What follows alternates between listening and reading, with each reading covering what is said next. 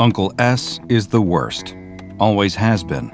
Every time the two of them go over to his house, he just sits in his room all day on his computer. He doesn't talk to them, just grunts occasionally, and never cooks them any food. The siblings have learned at this point to tell their mom to pack them lunch. Worst of all, though, Uncle S is just a little strange. He has all these posters up all over his house, some of them with underdressed ladies on them.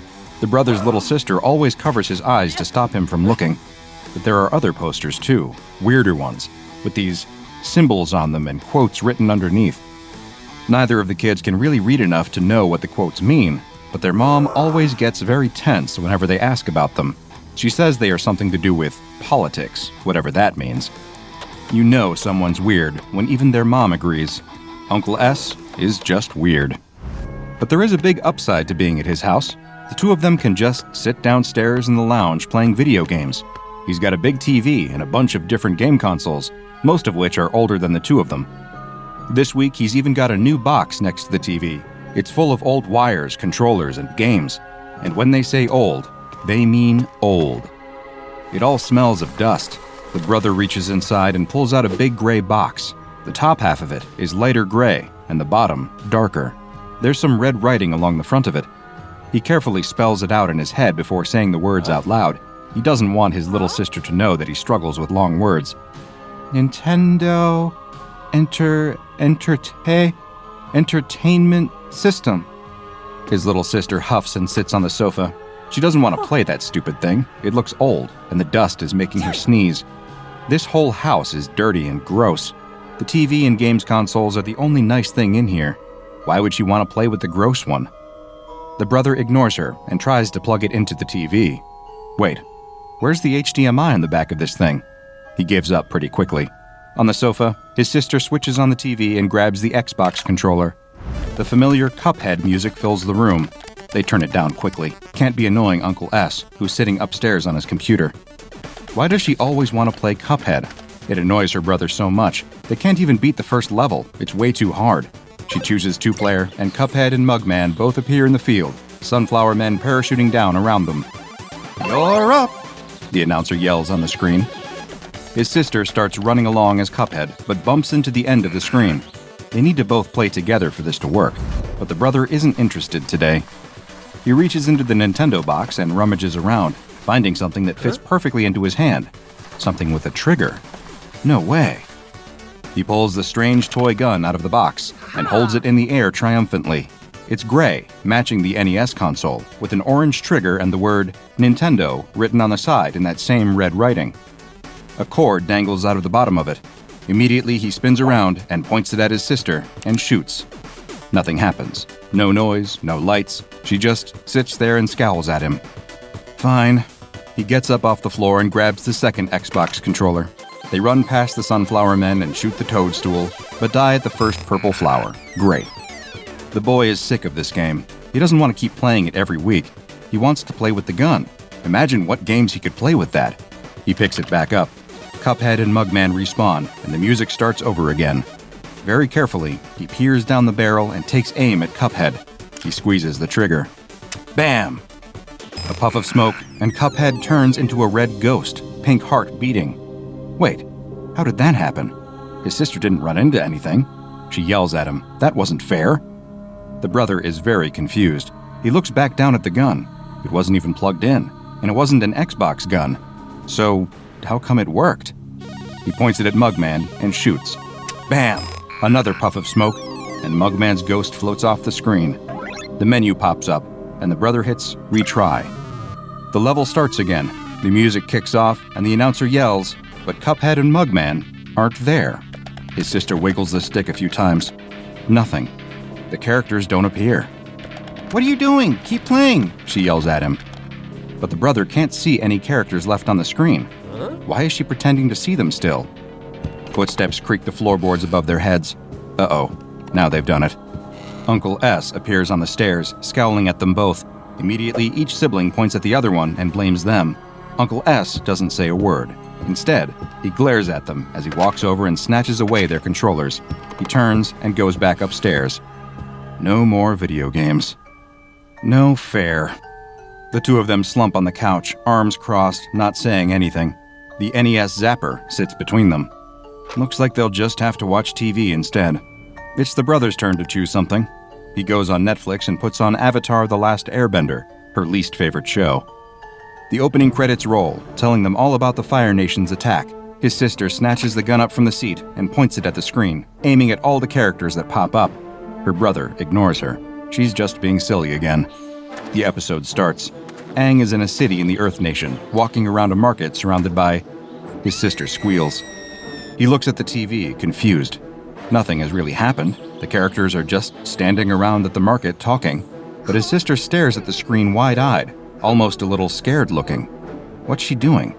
She points at the screen in amazement and says that Aang is dead. She pointed the gun at him and shot, and now he's dead. Yeah, right. Aang is perfectly fine. He's standing right there talking to Katara. The brother snatches the gun back and fires it at the screen. Bam! A gunshot rings out through the town square, and Aang crumples to the ground. Katara screams and runs over to him. She tries desperately to wake him up, but there's no use. He just lies there dead in the square. No blood, of course. This is a children's show, after all. Katara starts sobbing desperately and looks imploringly at the screen. The brother's mouth hangs open. Seriously? That's how the show ends? He thought there were a bunch of episodes left. How are they supposed to defeat the Fire Nation now? Who'd be the next Avatar? He looks over at his sister.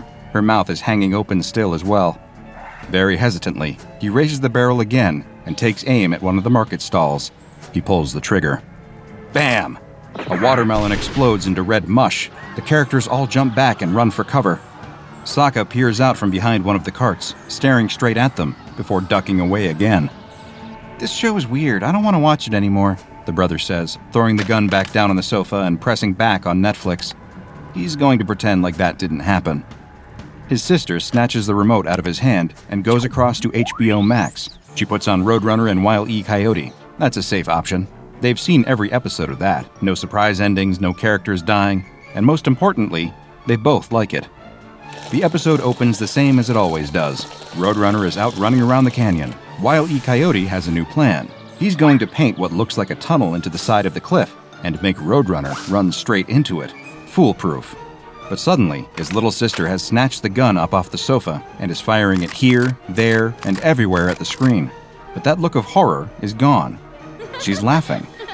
No fair. He can't see what she's enjoying so much. It's just a normal episode. So he snatches the gun back from her and points it at Roadrunner. He squeezes the trigger. Bam! But Roadrunner just sidesteps the bullet and gives his trademark meep meep. He fires again. Bam, bam, bam! But every bullet seems to miss Roadrunner entirely, who dashes off into the sunset as out from the bush creeps a very injured Wile E. Coyote, bullet wounds all over his body.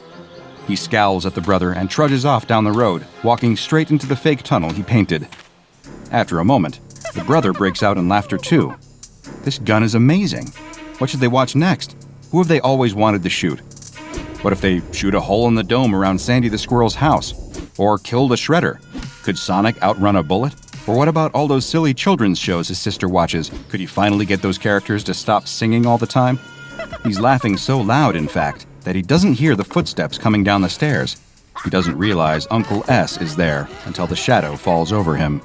Having fun?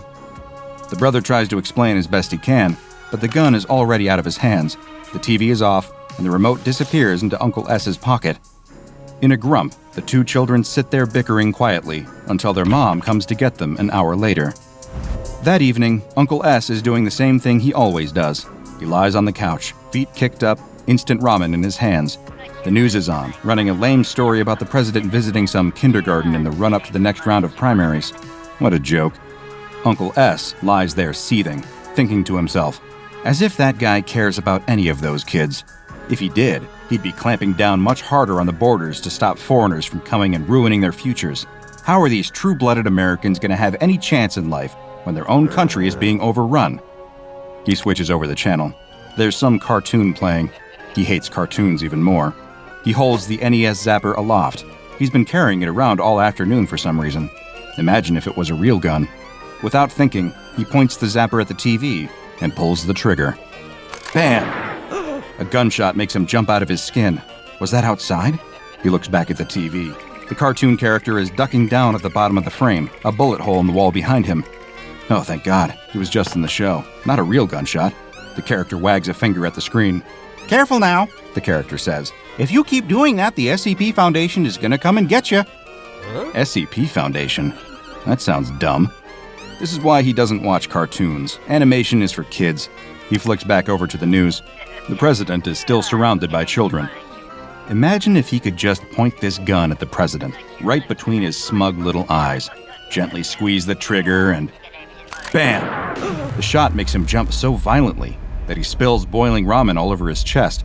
He howls and leaps to his feet, trying to shake all the noodles off. Great, that was his last t-shirt. He's been wearing it for 4 days now, didn't even need to wash it yet. What was that noise anyway? He glances up at the screen, and his jaw drops. The President of the United States is lying dead at the front of the kindergarten classroom. Blood trickles out from under his body. Secret Service agents swarm around him, shielding him from view and yelling at the cameraman to shut that thing off. The news cuts back to a distressed anchor. She's trying to talk, but is so overwhelmed by what she's just witnessed that the words aren't really coming. A breaking news headline crawls across the bottom of the screen. Breaking, the President of the United States assassinated. No way. Uncle S drops the gun and stands there panting. He didn't do that, did he? No, of course he didn't. That was a coincidence, all it was, just a coincidence. If it was real, then he would point the gun at the anchor right now, pull the trigger, and bam! Her head rocks back. Blood sprays the back wall of the newsroom. The feed cuts out, and an ad break starts. It's some stupid infomercial, only the actors in it keep glancing nervously at the camera and slightly hunch behind tables and objects when they get the chance. Uncle S just keeps standing there staring at the screen all the way through the night. 2 weeks later, Uncle S is running out of food. He ran out of ramen a couple of days ago, beans yesterday, and today he's having the last scraps of moldy bread. He hasn't left the house in all that time. He can't anymore. He's the most wanted man in the United States. Every night, the news is the same. His mugshot was plastered on the screen appealing to friends, families, witnesses, anyone to come forward and identify this man. Somehow, nobody has yet. His sister tried to call a handful of times, but he didn't pick up. Before long, he just disconnected his phone line entirely. The silence is better, helps him focus on his work. He's drawn up a list. In fact, he'd started to draw it up before he'd ever discovered the gun. On it are the names of every politician, business owner, media puppet, fake news spreading Illuminati shill he can think of. He just sits there hopping between TV channels, gun at the ready. He's got his laptop down here too, and he just spends most of the day searching through YouTube for different videos of people he's been wanting to kill. He'd be lying if he said there weren't a few annoying YouTubers that had made the list too. You know the ones he's talking about. The world is starting to fall apart out there. With the president gone, along with half of Congress and most major propaganda peddlers, it's all starting to unravel, just like he'd always wanted. The military is being drafted in to suppress riots across the country, but doing little to contain it all. Random shootings keep breaking out, leading to more and more chaos. It will be painful for a while, Uncle S knows that, but in time, they'll learn their lesson. He just wonders how long he'll have. He can't keep getting away with this forever. Something's gonna give soon. It's got to. They have his mugshot, they have his name, and yet, no one is surrounding his house. He knows that because he set up webcams all around the perimeter of the house. He has the live feed open on his laptop. If anyone comes within 20 feet of the property, they're getting a neat little hole in the front of their head and getting the back of it blown into 100 red, pink, and white chunks to give his weeds a bit of iron. In fact, he knows they'll be on their way soon. He knows that because some rat from his blog will have told them. He's been documenting everything on here. Masking his IP address first, Uncle S has been recording and boasting about each and every kill anonymously as green text. At first, he kept it coy, writing in riddles and rhymes about the public figures he was murdering, but now, he is up to such a high tempo that they're just a bullet point list of names. Of course, his posts have all been flooded with trolls acting like he hadn't done anything at all, pretending like the president is still alive along with everyone else. Photoshopping screenshots to make it look like they were getting new photos of these people. Great trolling. They almost had him doubting his own eyes at times. But every night, the news channels didn't lie. Another 232 public figures dead, shot through the head by an unknown gunman. But tonight, they'll be coming for him. The SCP Foundation. They'll be on their way. The characters on the TV have told him all he needs to know about them. He can't hide here forever. He almost wants them to come, really. He very explicitly made a threat tonight. A threat about a deadly surprise under the stadium at the Super Bowl. They're not going to ignore that. Any moment now. He's ready for the shootout. He has his webcam set up to cover every inch of his surrounding yards. Any SWAT team or SCP agent that gets close will get gunned down immediately. Their only option would be to hit him with a drone strike, and what a way to go that would be. No one would ever forget him. He'd be a martyr for the cause. They'd build statues in his honor. He licks his lips and stares at the feed. Nothing. For almost 45 minutes. Nothing. There, a shadow crosses the corner of the frame. Then another. A gun points into the shot. They're here. A team of them by the looks of things. He can see their shadows lining up along the sidewalk out by the front of his house. He'll wait. He's gonna wait for them to all line up nicely in the shot, then open fire. He's been practicing so much that his aim's gotten pretty good. Clean shot to the head, one by one. Now. Bam, bam, bam, bam, bam. The gunshots ring out one after the other as he fires at the laptop screen. He catches each of the SCP agents cleanly through the head, one after the other. A couple break for cover, but there's no hope. Bam, bam, bam. He picks each of them off. He makes sure to shoot the last man in the leg and sits quietly for a moment, watching him crawl across the lawn. Uncle S raises the barrel and points it at the man's head. He squeezes the trigger. Crash! The front door flies open, and Foundation field agents flood his house. But how can that be possible? He just killed all of them outside the front door. He watched them die. How are they still here? He looks incredulously out of the front door into the yard. No blood, no bodies, no evidence of what had just happened. The SCP agents swarm around him, guns raised and barking orders. He snaps back to reality and panics, throwing his arms in the air and letting the toy gun drop limply to the floor. I did it. I killed the President of the United States. It was me. He starts crying as they handcuff him and press his face into the carpet. The agents question him, confused. What is he talking about? The president is alive and well. He's in the middle of his next election campaign, doing better than ever in the polls. I killed them. I killed them all. It was me. Again, the agents are perplexed.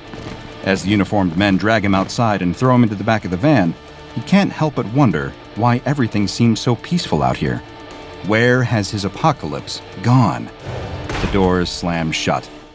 In this moment, I am very much hoping that no one viewing this video is in possession of SCP-674, or an equivalent weapon currently unknown to the Foundation. You see, while SCP-674, otherwise known as the Exposition gun, poses no threat to me in the real world, it could have a nasty effect on your perception of reality. The Exposition gun appears to be an entirely normal Nintendo Entertainment System zapper. As far as the Foundation can tell, it matches up perfectly with other models released in North America from around 1985. You can take the zapper apart, examine each plastic and electronic component individually, reassemble it, and you will fail to see anything out of the ordinary for this video game peripheral.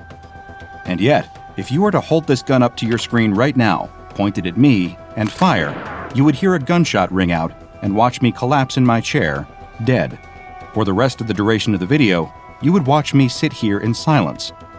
Videos would continue to upload to this channel, but each of them would probably just show my corpse as it slowly rots away in this chair. To anyone else, however, it would be business as usual as I uncover more horrifying, unnerving, fascinating, and bizarre tales from the SCP Foundation. The Exposition gun only works on its user, forever altering the reality they perceive through whichever digital screen they fire at. If they shoot the president, as Mr. S did, then in the continuity of any news program they watch, the president will forever be dead. The same applies to fictional shows as well. If the main character dies off, a sidekick steps in to take their place, and the story changes accordingly. It is to be noted that each show or movie follows its own internal logic, however. The children were unable to shoot Roadrunner because he always gets away, but in classic cartoon fashion, all of their missed bullets ended up hitting a very forlorn Wile E. Coyote. In this context, however, the gun was proved not to be fatal, as in the universe of that show, explosions, electrocutions, falls from cliffs, and drownings can never kill the coyote, so of course a gunshot would be no different. What is most interesting, however, is the gun's apparent awareness of the SCP Foundation. Users who fire the gun into the camera frequently will find characters soon breaking the fourth wall and warning them to stop it soon, for fear of being caught by the Foundation. Perhaps most chilling and still unexplained to this day was Mr. S's ultimate demise. Between rounds of questioning, he was locked in a cell with a lone security camera watching him. Mr. S was observed conversing with the camera frequently, apparently hearing replies, though none could be heard in any of the recordings. Over time, these debates grew more and more aggressive until, all of a sudden, he was shot down in his cell. Researchers and agents rushed in, but were too late. 3 .38 caliber bullets were lodged in his chest, with no evidence of a shooter in sight. The man died on the scene, and researchers have since been wary about experimenting too much with the Exposition gun. Ouch! The boy on the bus turns around. Did someone pull out one of his hairs? He looks around, but the girl in the seat behind him is staring out the window. She's so quiet and always keeps to herself, he doesn't think it possibly could have been her. The boy turns back around, wondering if he just imagined it, unable to see the small smile forming on the girl's face. The bus stops, and the girl practically sprints off and up the sidewalk to her house. She runs past her mother without saying hello and goes straight into her bedroom, closing and locking the door behind her. She sits at her desk, opens a drawer, and pulls out a small bag. She reaches into the bag and takes out a folded piece of paper. Congratulations on your purchase of a genuine Knotty Stalker. Do you love someone but they won't give you the time of day? Do you wish you could hear what they say about you behind their back? Well, wonder no more. Using this fantabulous product, you can keep track of your loved one's every move, their every word. The girl imagines herself watching a tiny version of the boy on the bus right here on her desk, seeing everything that he does, listening to his secret thoughts and desires. If only she knew him better, then she'd have the confidence to talk to him and could get him to like her as much as she liked him. She reaches into the bag and pulls out the Knotty Stalker. It doesn't look like much, just a little doll made from a woven and twisted length of red string. She looks back to the instructions. All you have to do is get a single hair from the head of the object of your desires, slip it under a loose string in our Knotty Stalker, and see what you've been missing. The girl reaches into her pocket and takes out a single strand of hair. She holds the hair up to the light, looking at it. If this works, it will mean all of her dreams coming true. Just like the instructions said to do, she takes the hair and slides it under a string on the doll's body. She sets the doll down on her desk and waits. And waits. And nothing happens. She picks up the instructions again, turning them over, but there's nothing else except another wonderful product brought to you by blah blah blah. Where were the rest of the instructions on how to get it to work? Why wasn't the doll coming to life? What a piece of junk. Wait. Huh? What was that? The girl leans in close. Is the doll breathing? She's startled as the doll turns its head over its shoulder, seemingly looking right at her, or rather, right through her. "Coming, Mom," the doll shouts before standing up. It starts to walk in place, looking like it is opening invisible doors, and then sitting down on a chair that she can't see. It looks like it's pretending to eat dinner. The girl's eyes widen. The doll is alive. It's really alive. It's actually showing what the boy is doing right now. The Knotty Stalker has worked. The girl is fascinated by watching the little doll that gives her a peek into her crush's life. She skips her own dinner so she can watch him finish his. She watches as he sits, probably watching TV, takes a shower, and gets ready for bed. It may all just be a little doll acting it out, but it feels like she is there with him. She watches the doll sleep for hours before falling finally asleep herself, her head resting on the desk next to him.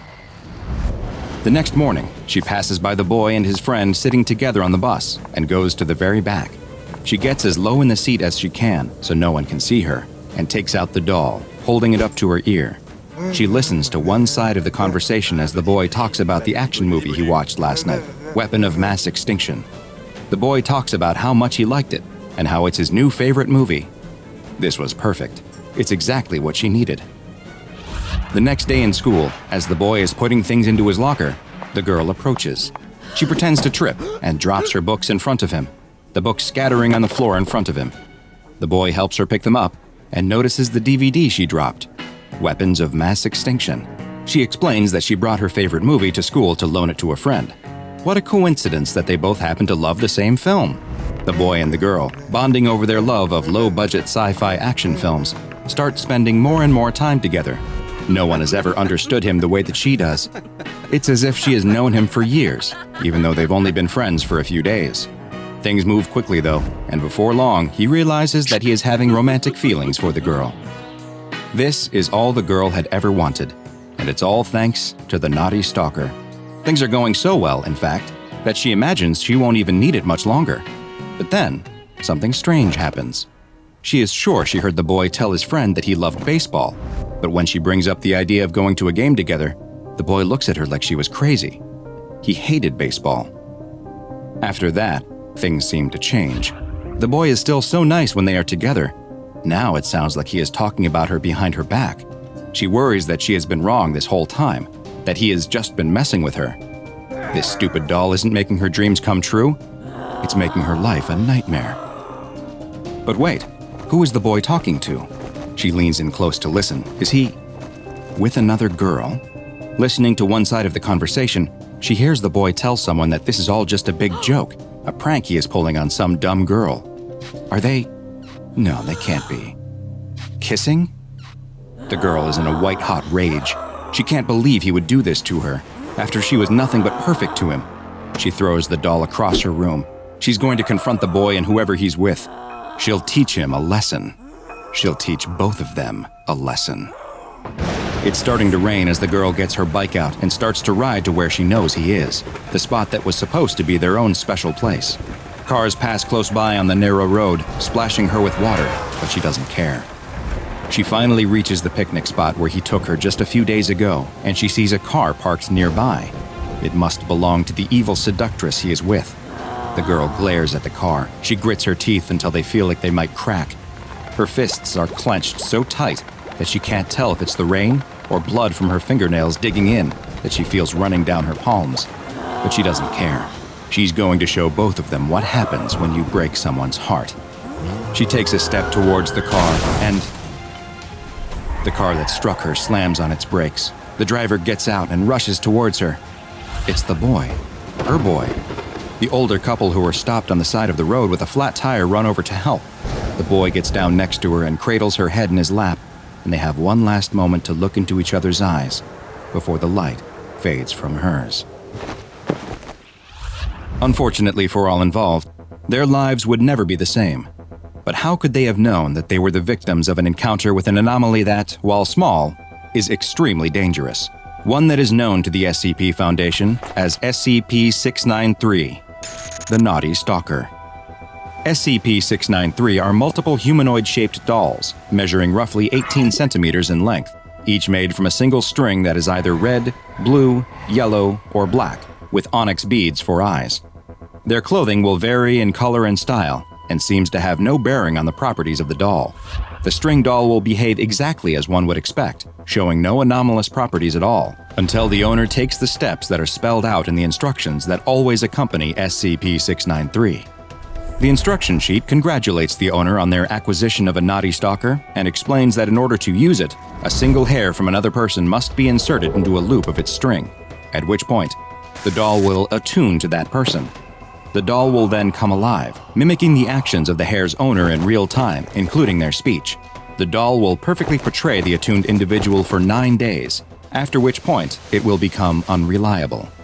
The exact way in which SCP-693 begins changing the speech and actions depends on the color of its base string, but in all cases, its end goal is to drive the current owner of the doll to their death.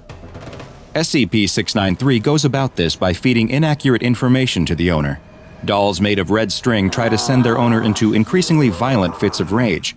Dolls comprised of blue string try to depress the owner and lead them to self-harm. Yellow dolls want to make their owners attempt unwanted acts of physical love, and black dolls encourage their owners to engage in activities and place themselves in situations that are dangerous. Interestingly, SCP-693 will attune not just to the living, but to the deceased as well. When a dead person's hair is placed in a loop of string, the naughty stalker will come to life, just as it does when a living person's is used. But instead of acting out the speech and movements of the person, the attuned doll will claim to be the deceased person and offer to act as a spiritual guide to the owner. But just like with a living person, at the 9-day mark, SCP-693 will become unreliable and will attempt to lead the owner down a path that results in their death. Once an SCP-693 instance is successful in causing its owner's death, a new doll instance will appear and be found on the owner's body. Several of these dolls have been recovered from Knotty Stalker victims, and currently, the Foundation has 7 red instances, 10 blue instances, 5 yellow instances, and 1 black instance in its possession. All instances of SCP-693 contained by the Foundation were originally classified as safe and kept in Containment Locker 12C-K, but following the events of Incident 693-E, that classification was revisited. During this incident, a researcher returned a Knotty Stalker doll to its containment locker, but in a lapse of judgment that went against Foundation protocols, they forgot to remove the hair that had been placed in the doll. When the locker was next opened, the dolls were observed to have all been moved. They were found in a circle around the accidentally still attuned doll, which had been crucified upside down on the wall of the locker. It is unknown where the dolls acquired nails. After this incident, a camera was placed inside of the locker, and the results were surprising, to say the least. It turns out that SCP-693 instances come to life when they are not observed, even when they aren't attuned. While they have not yet been observed engaging in violent acts against each other, the camera has captured the Knotty Stalkers appearing to reenact the final 30 minutes of their last owner's life over and over. Following this new information, all instances of Knotty Stalker dolls were moved to their own separate 25 by 25 by 25 centimeter steel containers within the containment locker, and their classification was upgraded to Euclid. SCP-693 is one of the rare anomalies where the Foundation actually has quite a good idea as to where it originates, and it was very easy to discover as well.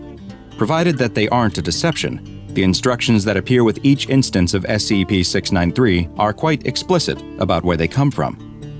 After congratulating the owner on their acquisition and explaining how the doll works, the instructions close by extolling the Knotty Stalker as yet another wonderful product brought to you by The Factory. For those unaware, The Factory is a place with a long connection to the Foundation, though the details on that will have to wait for another file exploration. All you need to know now is that The Factory produces a huge amount of anomalies, and it appears that SCP-693 is one of them. There are theories that the dolls may have been produced as an espionage tool, but as for why their primary purpose seems to be driving their owner to their death, well, that we simply don't know. The SCP Foundation personnel at Area 142 didn't understand what was happening. For days, researchers and guards had been complaining about headaches and nausea. Soon, the on-site water purification system broke down. A researcher experienced multiple organ failures, and the on-site hangar completely collapsed, causing the deaths of multiple airmen. What was happening at Area 142?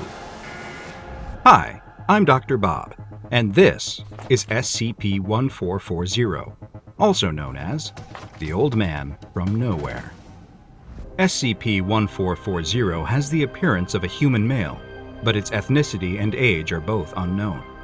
When asked any details about itself or its past, including its name, birth date, or place of birth, SCP-1440 refuses to answer, though it's unknown if it is refusing to give this information, or if it simply does not know the answer to these questions. The aptly nicknamed Old Man from Nowhere appears to be around 80 years old, but in the 50 years that the SCP Foundation has been aware of its existence, SCP-1440 has not shown any signs of aging at all, and it has yet to be determined whether it is aging too slowly for a difference to be perceived in that time, or if it does not age at all, and this is its permanent appearance. But SCP-1440's lack of aging is not even the strangest thing about it. Its true anomalous nature reveals itself once it comes into contact with the human population or any man-made objects, and remains in contact with them for more than a few days. After several days of exposure, an acute adverse effect on anything and everything directly connected to humanity occurs in the vicinity of SCP-1440. Destructive events begin to happen and grow increasingly disastrous until the man-made objects are destroyed or the people in close contact are killed. The only exceptions to these destructive events are SCP-1440 itself, and its few possessions, which consist of its clothes, a sack made of unidentified material, a pack of worn playing cards, and a small glass cup. It's unknown whether these objects are somehow protected from the destructive anomalous events, or whether they are not actually man-made items. SCP-1440 seems to be aware of its anomalous effects on human populations and objects, and appears to attempt to avert destruction of them by avoiding human contact as much as possible. However, SCP-1440 is for some reason compelled to travel in what looks like a highly complex pattern, one that always eventually leads to it running into human populations, whether it wants to or not. The particulars of this pattern, both its shape and the reason why SCP-1440 feels compelled to follow it, are as of yet unknown. And just like the other details of its origin, the Old Man from Nowhere has not been able to provide any additional information or help. SCP-1440 has explained that the growing size of the human population and its expansion into previously uninhabited areas has made it harder and harder to avoid contact with humanity, as it follows its complex pattern of movement. SCP-1440 is not actively hostile, nor will it resist or fight back against attempts to contain it. Unfortunately for the SCP Foundation, all attempts to contain SCP-1440 have so far failed. These containment attempts have led to large losses of personnel life and Foundation resources as a result of the destructive anomalous effects that follow SCP-1440. The Old Man from Nowhere first came to the SCP Foundation's attention after SCP-1440 itself approached a Foundation researcher who was on her way to work. SCP-1440 somehow knew that this researcher worked for the Foundation and requested her assistance. When the researcher asked what kind of assistance it was looking for, it replied that it hoped the Foundation would be able to destroy it. It was brought to an SCP Foundation site for further questioning and study, which is where the destructive anomalous effects were first witnessed. The entire site was destroyed, killing multiple site personnel, as well as causing the destruction of 6 safe and Euclid-level SCP objects. So far, all other attempts to contain SCP-1440 have resulted in similar destructive events. SCP-1440 doesn't resist the SCP Foundation's attempts to contain it. During a 4th such attempt by the Foundation, SCP-1440 was brought to Area 142. The Old Man from Nowhere applauded the Foundation's ongoing efforts, but also expressed that it was for the best that it be allowed to leave, as the results for the researchers would be the same as the previous 3 attempts: death for all involved. SCP-1440 told the researcher interviewing it that its first brother had already arrived and was standing behind the researcher. It went on to explain that the brothers are different, but one and the same. They are all cruel, vengeful, and capable of holding a grudge for a long time. They are the cause of SCP-1440's misfortune, and therefore the cause of anyone who comes into contact with it. It then told the researcher that the second brother had arrived, and that time was running short. If it wasn't released soon, then the destruction would start. The researcher asked about the third brother, and questioned how much time they had since the third had apparently not yet arrived. SCP-1440 explained that the third, despite being the cruelest of all, never arrives, and that it's actually the appearance of the last brother that will somehow set the Old Man from Nowhere free.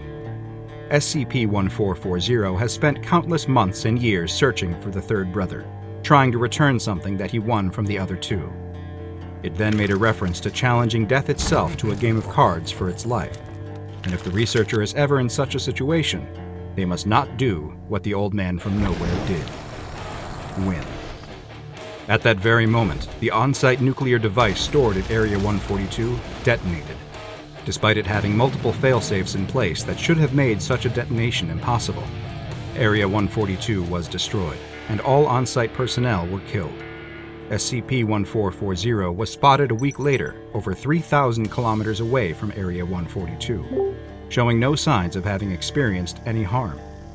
After 3 additional containment attempts were made, and all ended in a similarly disastrous fashion, future attempts to contain SCP-1440 have been suspended indefinitely, until a suitable containment procedure that doesn't involve an unacceptable loss of resources and personnel can be found. Research and analysis of SCP-1440's traveling pattern continues, with a focus on minimizing civilian exposure to it, as does research into a way to hopefully permanently contain it in the future. Unfortunately, SCP-1440's location is currently unknown, and it has been given the object class Keter. What is it that you want? Not just what you want in this moment. That's fleeting. You get it and move on. Or you don't, and you forget. No. What do you want? What do you yearn for? That humming dissatisfaction that underscores every moment of your life. The constant rumbling, always beneath the surface, that you can never put your finger on. Behind your computer monitor, at the bottom of your $4 coffee. That quiet moment when you go to the toilet at a friend's wedding and look at yourself in the mirror, asking, why am I not happy yet? This moment, this object, this feeling that I was looking forward to. Why does it feel empty? A night in with your best friends, a promotion at work, a new car, a new house, all empty. So when I ask you again, I want you to be serious. None of that fake surface-level fleeting drivel. What is it that you want? What will genuinely make you happy? The words buzz around the student's head. He hasn't listened to a word of this lecture, not for a moment. Last night's therapy session had clearly struck a bit too close to home. He'd never expected this new therapist to be so direct. What was it that he really wanted? The student looks down at his laptop. He'd really wanted that. He'd spent months researching it, holding off on buying other models, waiting and saving up for the perfect computer. And here it is, with the same old boring lecture notes on the screen as his old one. Within a week, he'd been back online looking up new phones. Here he is, 21 years old already, and studying for a degree he doesn't really care about. Surrounded by happy, smiling students who are all clearly going to be far more successful and happy than he'll ever be. Beautiful people everywhere he looks. People who know how to dress well, know how to have a conversation, how to smile and laugh with friends, how to have friends in the first place. His therapist is right. What's he got to be happy about? That dissatisfied humming running through his life is steadily turning into a roar. What would actually make him happy? The more he thinks about it, the more the sense of dread creeps in. What has he actually got to look forward to in life? What can fill that void? The lecture is over. He hadn't even realized. Everyone around him is already on their feet, putting notepads and laptops into bags, chatting away with their friends. The student doesn't have anyone else in his row. He's somehow picked the only row in the lecture hall with just one person in it. No, that's not the case. This is the only row in the lecture with just one person in it because he picked it. His only company on this row? A fly.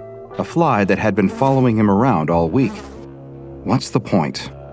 He looks at his laptop screen. Empty. His phone buzzes. It's his mom. He declines the call.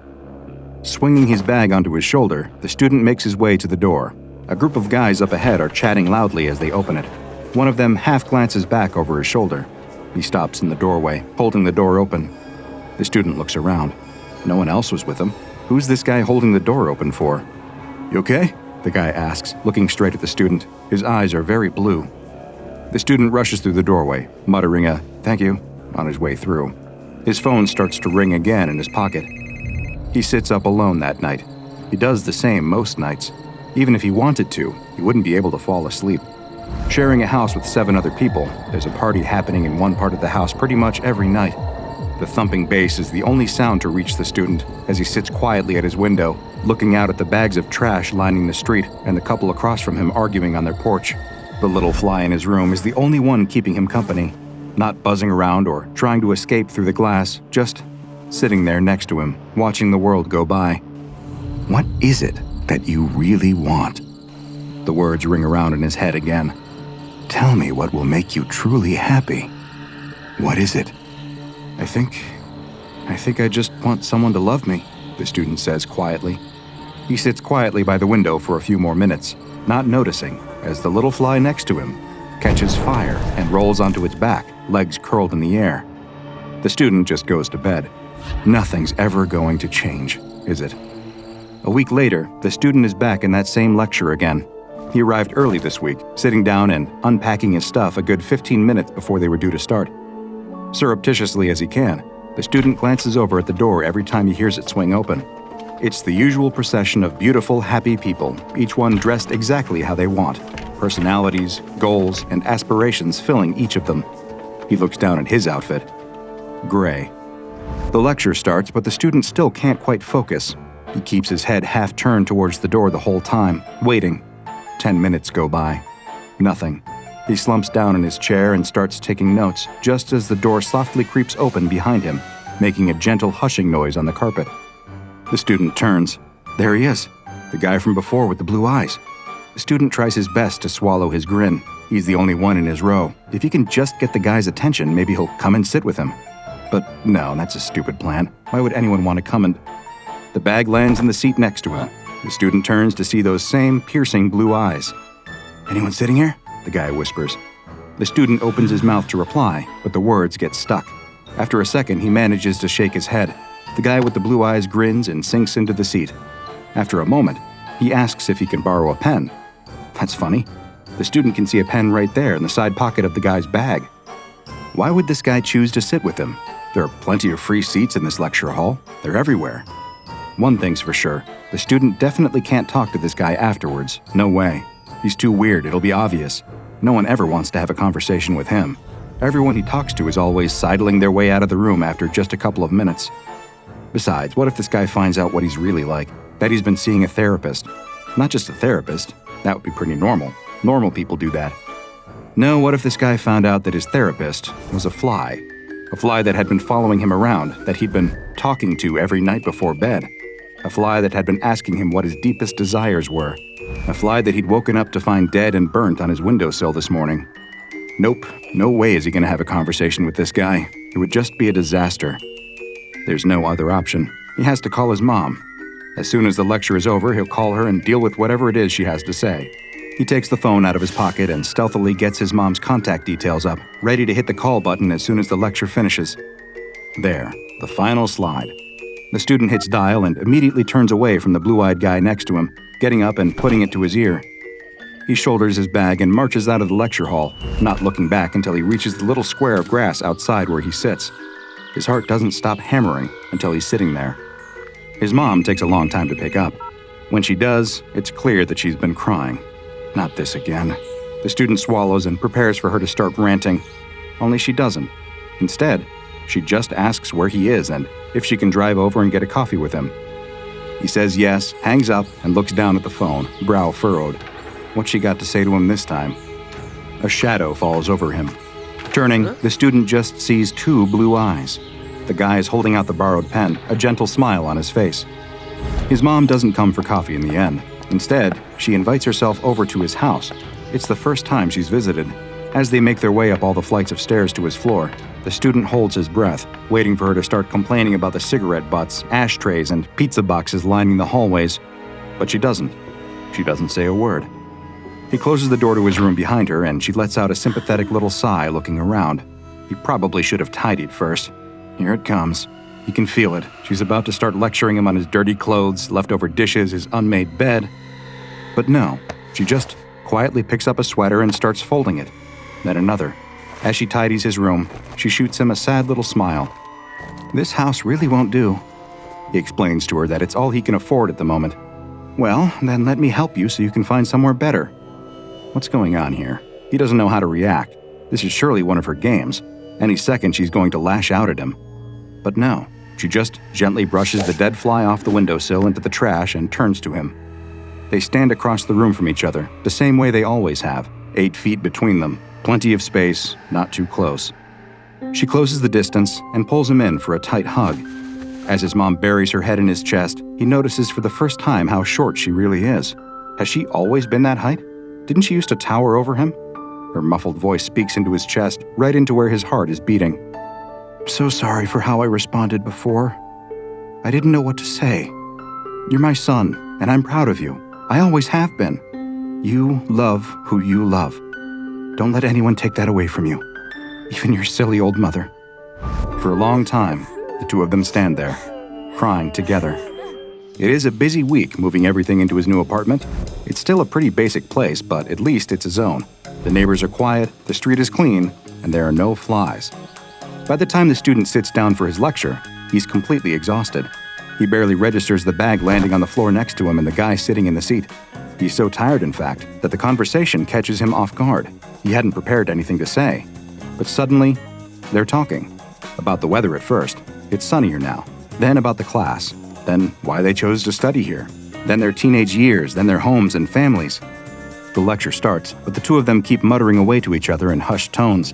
The student cracks a joke, and the guy with blue eyes laughs. Properly laughs. He isn't just being polite, he actually found it funny. So funny that the lecturer tells the pair of them off, which just makes them laugh more. Is this what it's like? To be one of the beautiful, happy people? Days go by, and the student wakes up every morning expecting it to be over. He's going to wake up any minute now, and he'll be back in his old house with a talking fly waiting for him by the window. But he doesn't. It's sunny, day after day, week after week. No flies in sight. He calls his mom. He doesn't just pick up the phone to her, he actually starts to call her. He goes to parties, discovers he likes white wine, and finds out what it's like to have a bit too much of it. He has his first kiss and opens his eyes to see a pair of perfect blue ones staring back at him. He makes friends, more friends than he can count. Friends who text him asking to hang out, who help him move house, then move house again, and who fill up rows and rows of seats the day he gets married to the man he loves. The man who loves him back. Is this what it feels like? Is this happiness? Maybe, just maybe, this is it. Until one day, the man wakes up. Everything's perfect. The sun is still shining. He can hear his daughter's squeals from downstairs. His world is still happy. Except for one thing. His ear hurts. Not that much, but there's a little something. A kind of dull itch deep in his ear canal. The other ear starts to hurt as he makes his morning coffee. He should probably go to the doctor about it. He'll book that this week. But by that night, he knows he probably shouldn't wait any longer. He lies awake deep into the night, feeling his lungs tightening. You're not supposed to feel your lungs, are you? But it's not just his lungs. It's his throat, too, and his bowels. All of a sudden, his stomach starts convulsing. He throws off the sheets and rushes into the bathroom, not quite making it to the toilet. His vomit splatters across the tiles. He must be getting delirious. That can't be right. It looks like his vomit is moving, wriggling, and crawling. His husband appears behind him, switching on the light. The two of them stare in horror at the writhing maggots covering the bathroom floor. The X-rays and MRIs paint a grueling picture. Each progressive scan over the next couple of days looks worse than the last. What had once been healthy flesh and organ tissue steadily has deeper rivets chaotically eaten into it. The maggots work their way through the man's throat, lungs, stomach, sinuses, ears, bowels, and urethra. In some places, they run out of flesh and end up burrowing their way out of the surface of his skin. By the time the maggots mature into flies, the man is on his deathbed. Excessive blood loss, organ failure, and multiple infections have worn his body down to a husk. There's nothing left to be done for him. All that the man's husband, children, mother, and countless friends can do is stand by and watch, as one by one, thousands of flies emerge from the body of the man they'd once loved so dearly. Heartbreaking as it may be, this is the sad reality of what you sign up for when you make a deal with SCP-3063, known informally as the Fly. This SCP on the surface seems like one of the most harmless that the Foundation has encountered, taking the appearance of a common housefly. It has no extraordinary physical properties, nothing apparent to distinguish it from any other fly, and yet, it is one of the most powerful entities with an apparent ability to somehow alter reality itself. It is believed that SCP-3063 only exists in one instance at a time, though this is very difficult to prove given the sheer number of flies that exist around the world. As soon as one instance of SCP-3063 dies, a new one seems to manifest in a random location. Naturally, this makes studying the fly very difficult indeed. As far as the Foundation is aware, the fly communicates with its human target telepathically. It interrogates them, trying to discover what they want most in the world. It will then offer the individual that exact thing. If they refuse, it will make increasingly grand offers, tempting them with greater and greater promises until they accept. When I said this was one of the most powerful known SCPs, I was not exaggerating, because this fly does not make empty promises. Do you want to become a millionaire? You might wake up tomorrow to a number of anonymous bank transfers or a handful of lottery tickets pushed through your letterbox. Do you want to become an opera singer? The next time you sing in the shower, you'll find a whole new voice coming from your chest. Who knows, you may have left the window open and a superstar agent could be strolling by your house at that exact moment. Whatever it is that you tell the fly that you want, it will be granted. The little insect will catch fire and die straight away, appearing somewhere else in the world, ready to start talking to someone else. Your answered wish may not always take the form you expect, but it will be given to you, just like our student finding love everywhere he went for the next 6 years. Or, to be more precise, 2,376 days. You see, as soon as you make a deal with this fly, the clock is ticking. For 2,376 days, you will be free to enjoy your dream coming true, no strings attached. Until one day, you wake up with a little bit of discomfort, like something growing inside of you. Eggs, anything from 5,000 to 20,000 in number, will suddenly appear throughout your body. In your digestive system, respiratory system, and even your muscle fibers, small maggots will be born comprising all known Diptera species. They will steadily eat away at your body, feeding their way out of you and growing into regular adult flies as they emerge. Most individuals die from multiple organ failures during this stage. It can often be difficult to identify the exact cause of death, as the attack on the body's central systems is so absolute, devastating, and swift. If the individual dies before the 2,376th day, then the process is halted and the flies die along with them. Attempts to contain SCP-3063 have all proven unsuccessful. To date, 6 members of SCP Foundation personnel have been targeted by the fly. Each of them have tried to make a different wish to contain the fly, but each has had a loophole exposed. Senior researcher Elizabeth Gao requested the death of SCP-3063, which the fly interpreted as the death of that manifestation, combusted and returned in another instance. Senior researcher David Roberts asked for the permanent containment of SCP-3063. The fly then stood totally still, allowing itself to be taken into secure containment below Site-63. But sure enough, after 2,376 days, the researcher died, and the fly was discovered to still be manifesting around the world. It again had interpreted its containment to refer to just that current instance of its body. A later researcher requests knowledge of how SCP-3063 functions, at which point the fly combusted and a document containing all known information about SCP-3063, everything I am telling you now, appeared before the researcher, who later died. The penultimate test conducted by SCP personnel proved to be the most chilling. Dr. Patrick McGann asked the fly if it could provide clear, understandable knowledge of SCP-3063 other than knowledge currently possessed by the SCP Foundation. The results of that exact experiment and the next one were provided for him, including details of his own death, which he immediately fulfilled. Either the fly has some precognizant abilities or is able to directly control events in the world, or both. The final experiment was conducted even though the fly had already provided the results in detail ahead of time. Dr. Jonathan Mabry simply asked, "Is there even a choice?" before suffering a severe pulmonary embolism and dying on the way to the hospital. Research indicates that SCP-3063 has been operating for over 4,000 years, with evidence of instances being discovered as far back as early Canaanite settlements. However, many theorize that the fly has been with us a lot longer than that. Unless future containment efforts are more successful, SCP-3063 will likely remain one of the most powerful and prolific entities outside of containment. So next time you see a fly buzzing around your room, it might be in your best interest to leave it alone. Quiet, quiet. Duck down, out of sight over there. Are you recording? Why aren't you recording?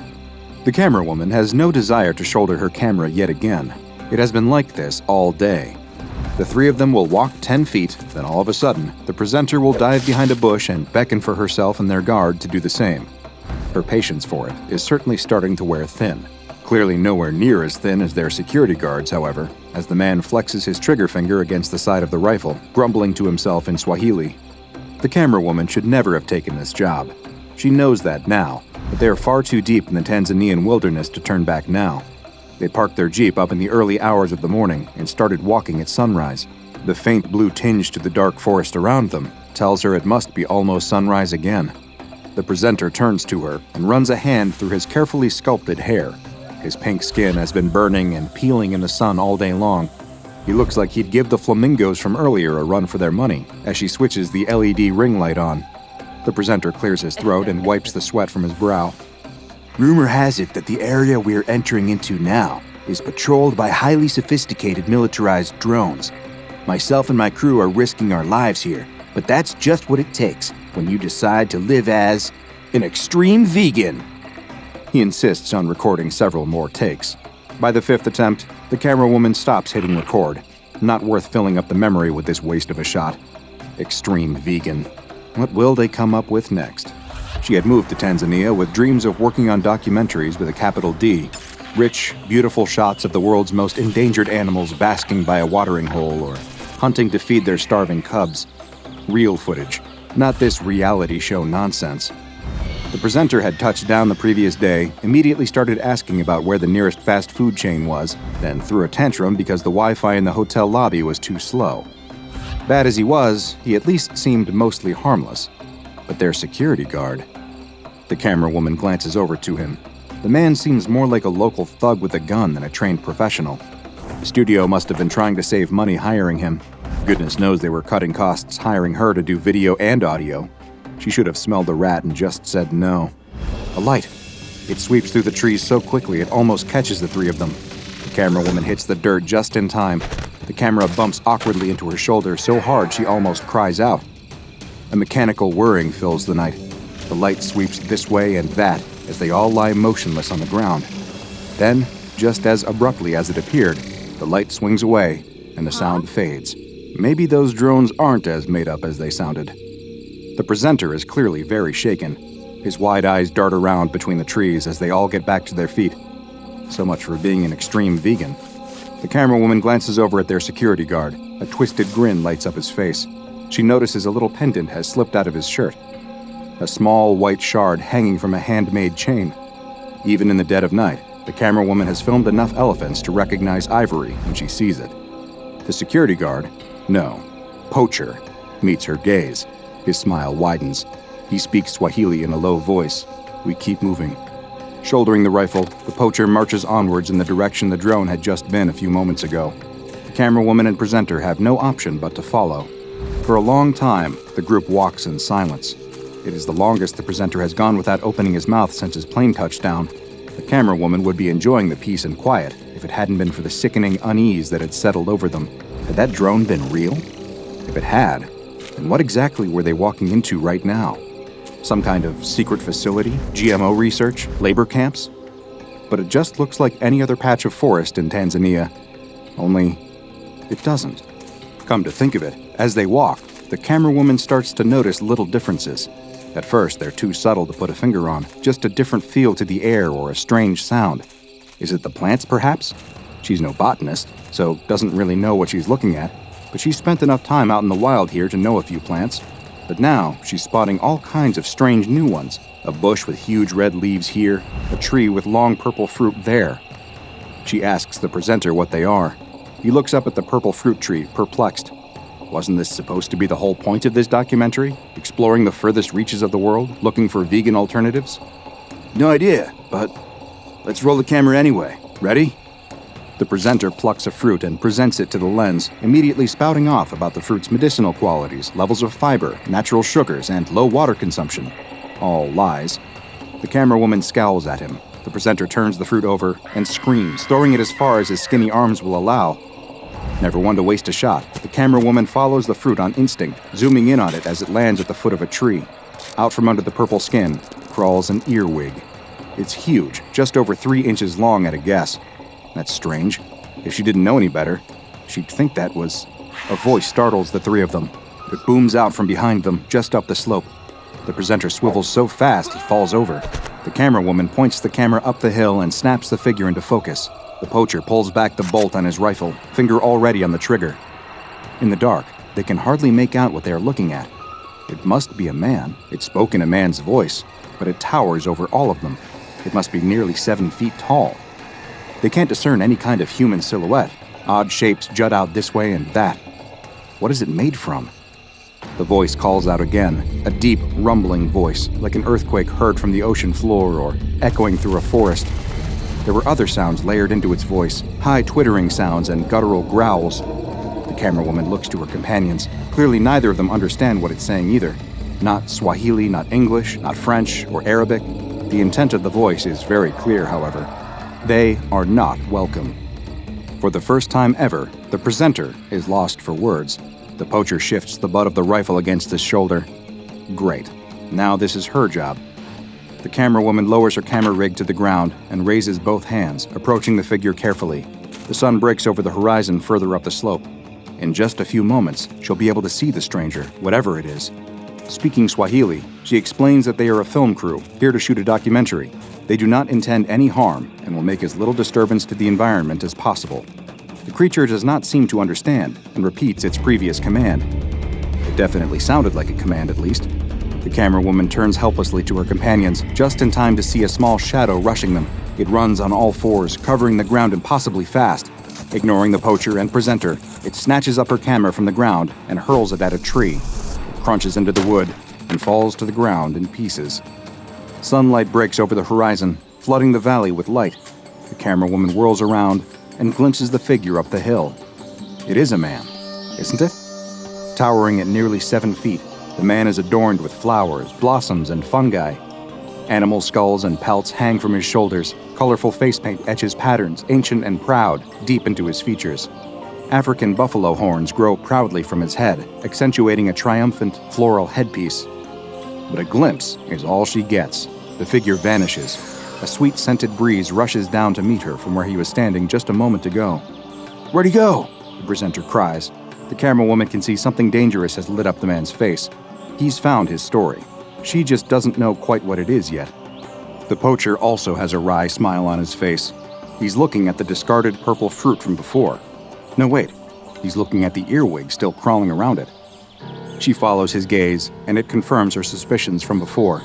That's a St. Helena earwig, sure as the daylight streaming onto its scuttling legs. Declared extinct in 1967. The presenter is already marching off, further down the valley. The poacher shoulders his rifle and follows, not even glancing at the camera woman. She goes over to her broken camera and kneels down. No hope. She takes out the SD card from it and pockets it. What had that creature been that had thrown it at the tree? A monkey of some kind? The presenter calls out to her. "Forget the camera, I've got a hidden one in my pocket. It'll look more authentic anyway." As they walk, they see more and more wildlife. In the early dawn, various animals are rising to their feet, stretching and wandering through the trees. At first, just small creatures, geckos, tortoises, insects. But soon they see gazelle, a family of oryx, even a hippo from a distance. But there is one thing each animal has in common. They were all declared extinct years ago, sometimes centuries ago. The camera woman keeps her mouth shut. The last thing she wants is for the poacher to know that. Although judging from the spring in his step, he's already well on his way to figuring it out. All of a sudden, the forest opens out. A watering hole the size of a lake fills their view. Animals of all sorts fly, swim, bathe, drink, and play in the morning air. Parakeets dance overhead, rhinos lounge in the shallows. A dodo marches squarely past them on its way to join its friends. This has to be some kind of dream, surely. The penny finally drops for the presenter.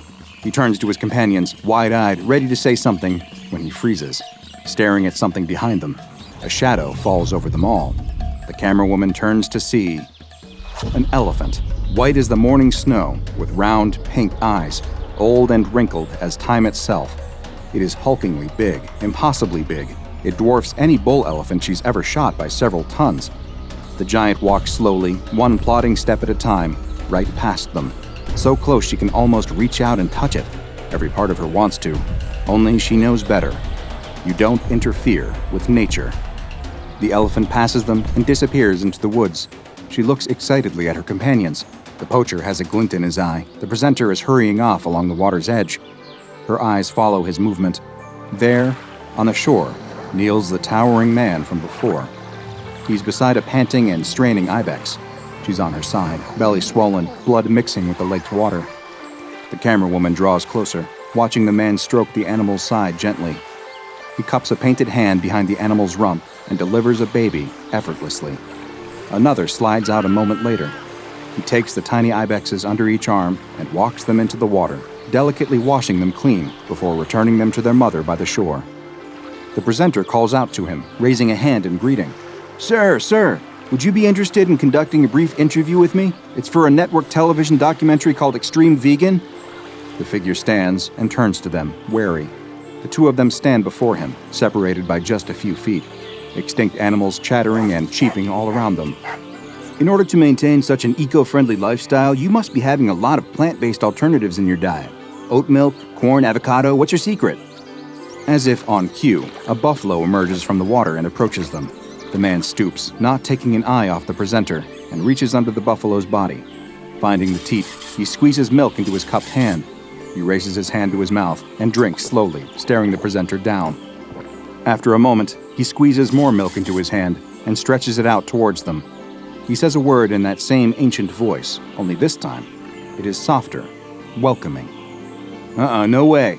Do you know how unethical it is to deprive that poor child of its natural milk?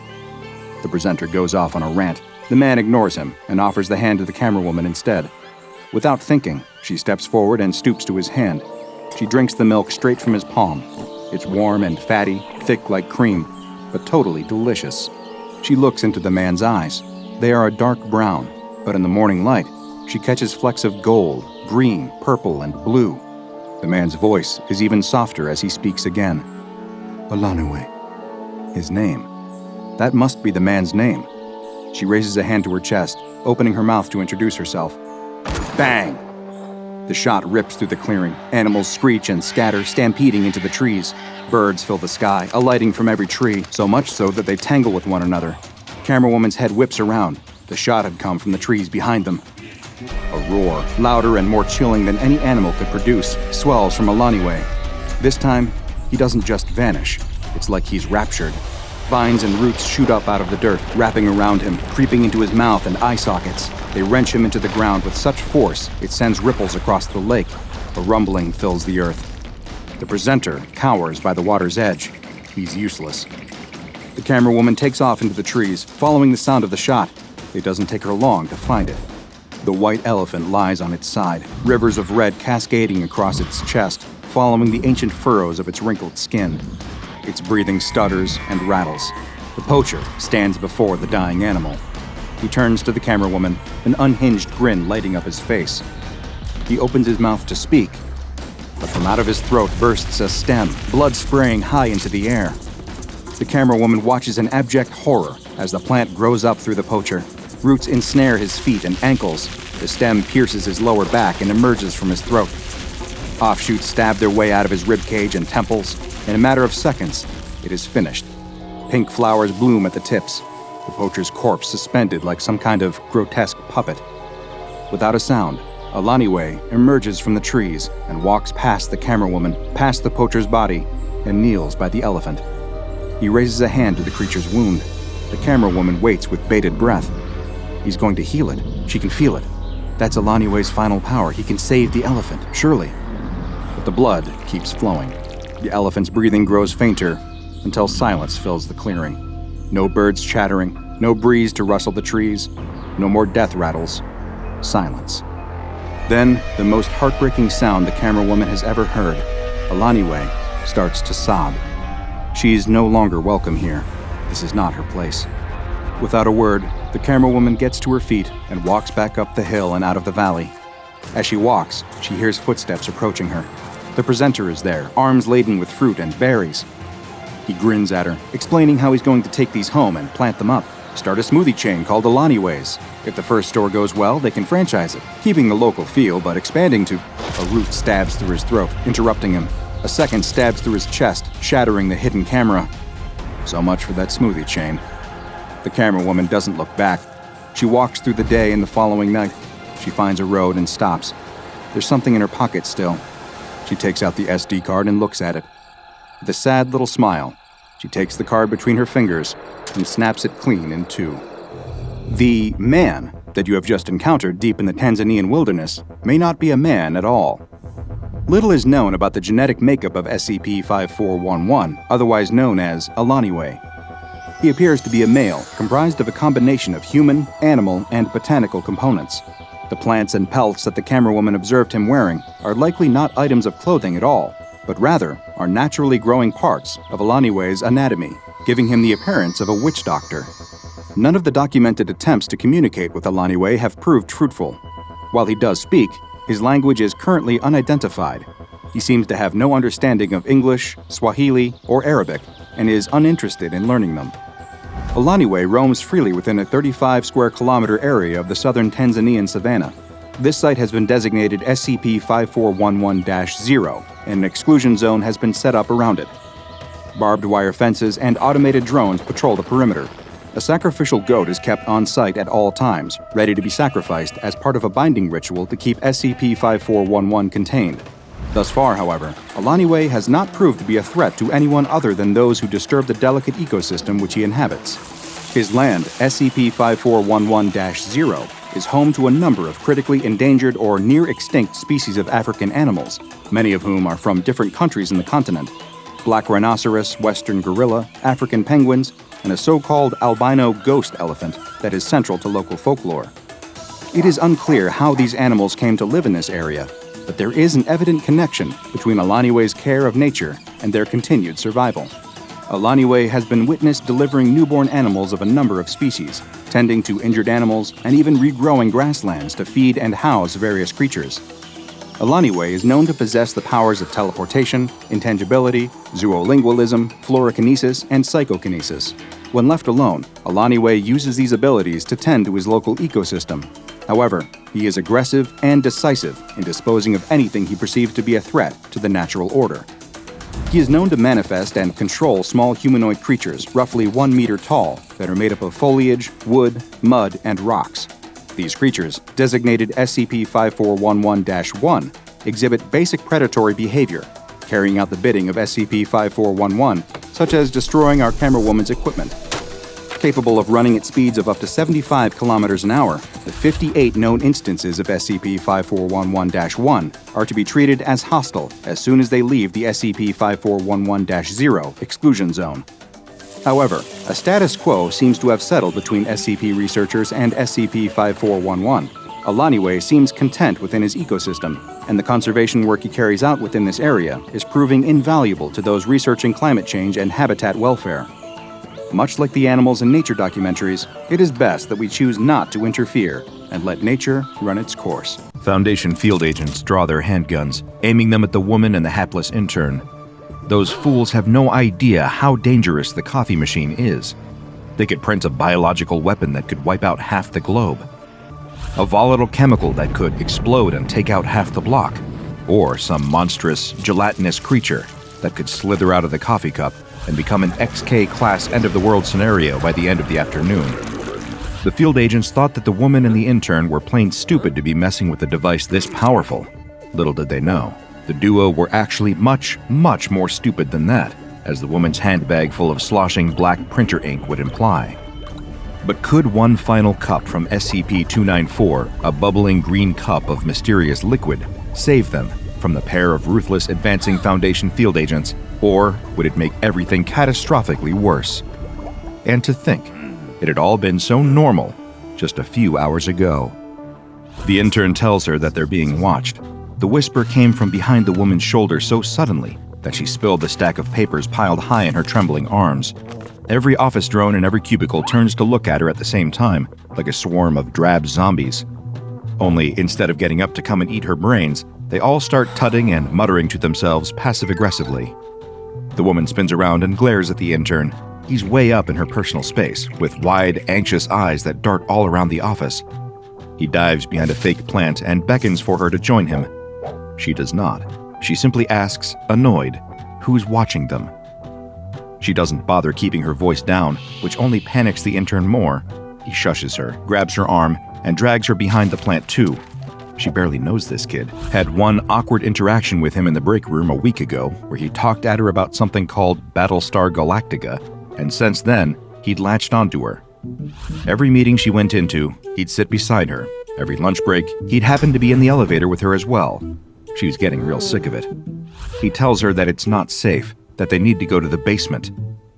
He said the word basement like it was some kind of government classified secret.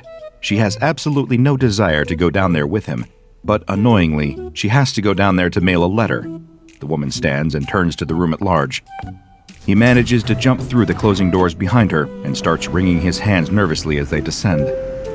The doors open, he checks that the coast is clear, and then takes off quickly down the corridor. Refusing to be a part of this whole charade, the woman walks extra slowly behind him. The basement's dusty. No one ever really comes down here anymore. All it is one long corridor with the elevator on one side with some emergency stairs and a coffee machine on the other. Halfway along, there's a trash can and a mail chute. That's it. It seems like the cleaners don't even really bother with this part of the office. The pair of them stop by the coffee machine, the woman leaning against it with arms folded, the intern running nervous hands through his hair. We've been infiltrated. The woman laughs at how seriously this kid is taking his little conspiracy. Infiltrated. They work for an asset distribution and holding logistics company. Even she doesn't really know what they do here.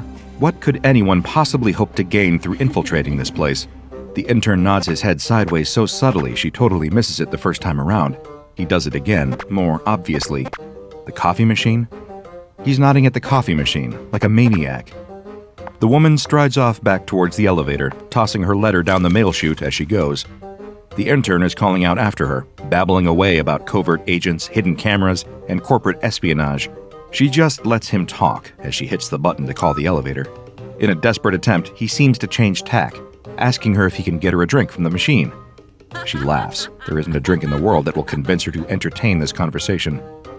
The elevator arrives. The doors slide open. The intern says that there has to be something. The woman looks back at the intern. For some reason, he looks genuinely serious in his offer. She lets a dry smile spread across her face. She asks for lemonade, freshly pressed, homemade, from her hometown in Arizona. 2 spoonfuls of sugar, ice, and a sprig of mint. But to her surprise, as she steps into the elevator, the intern seems to take the whole set of instructions in his stride, punching them into a keypad on the coffee machine.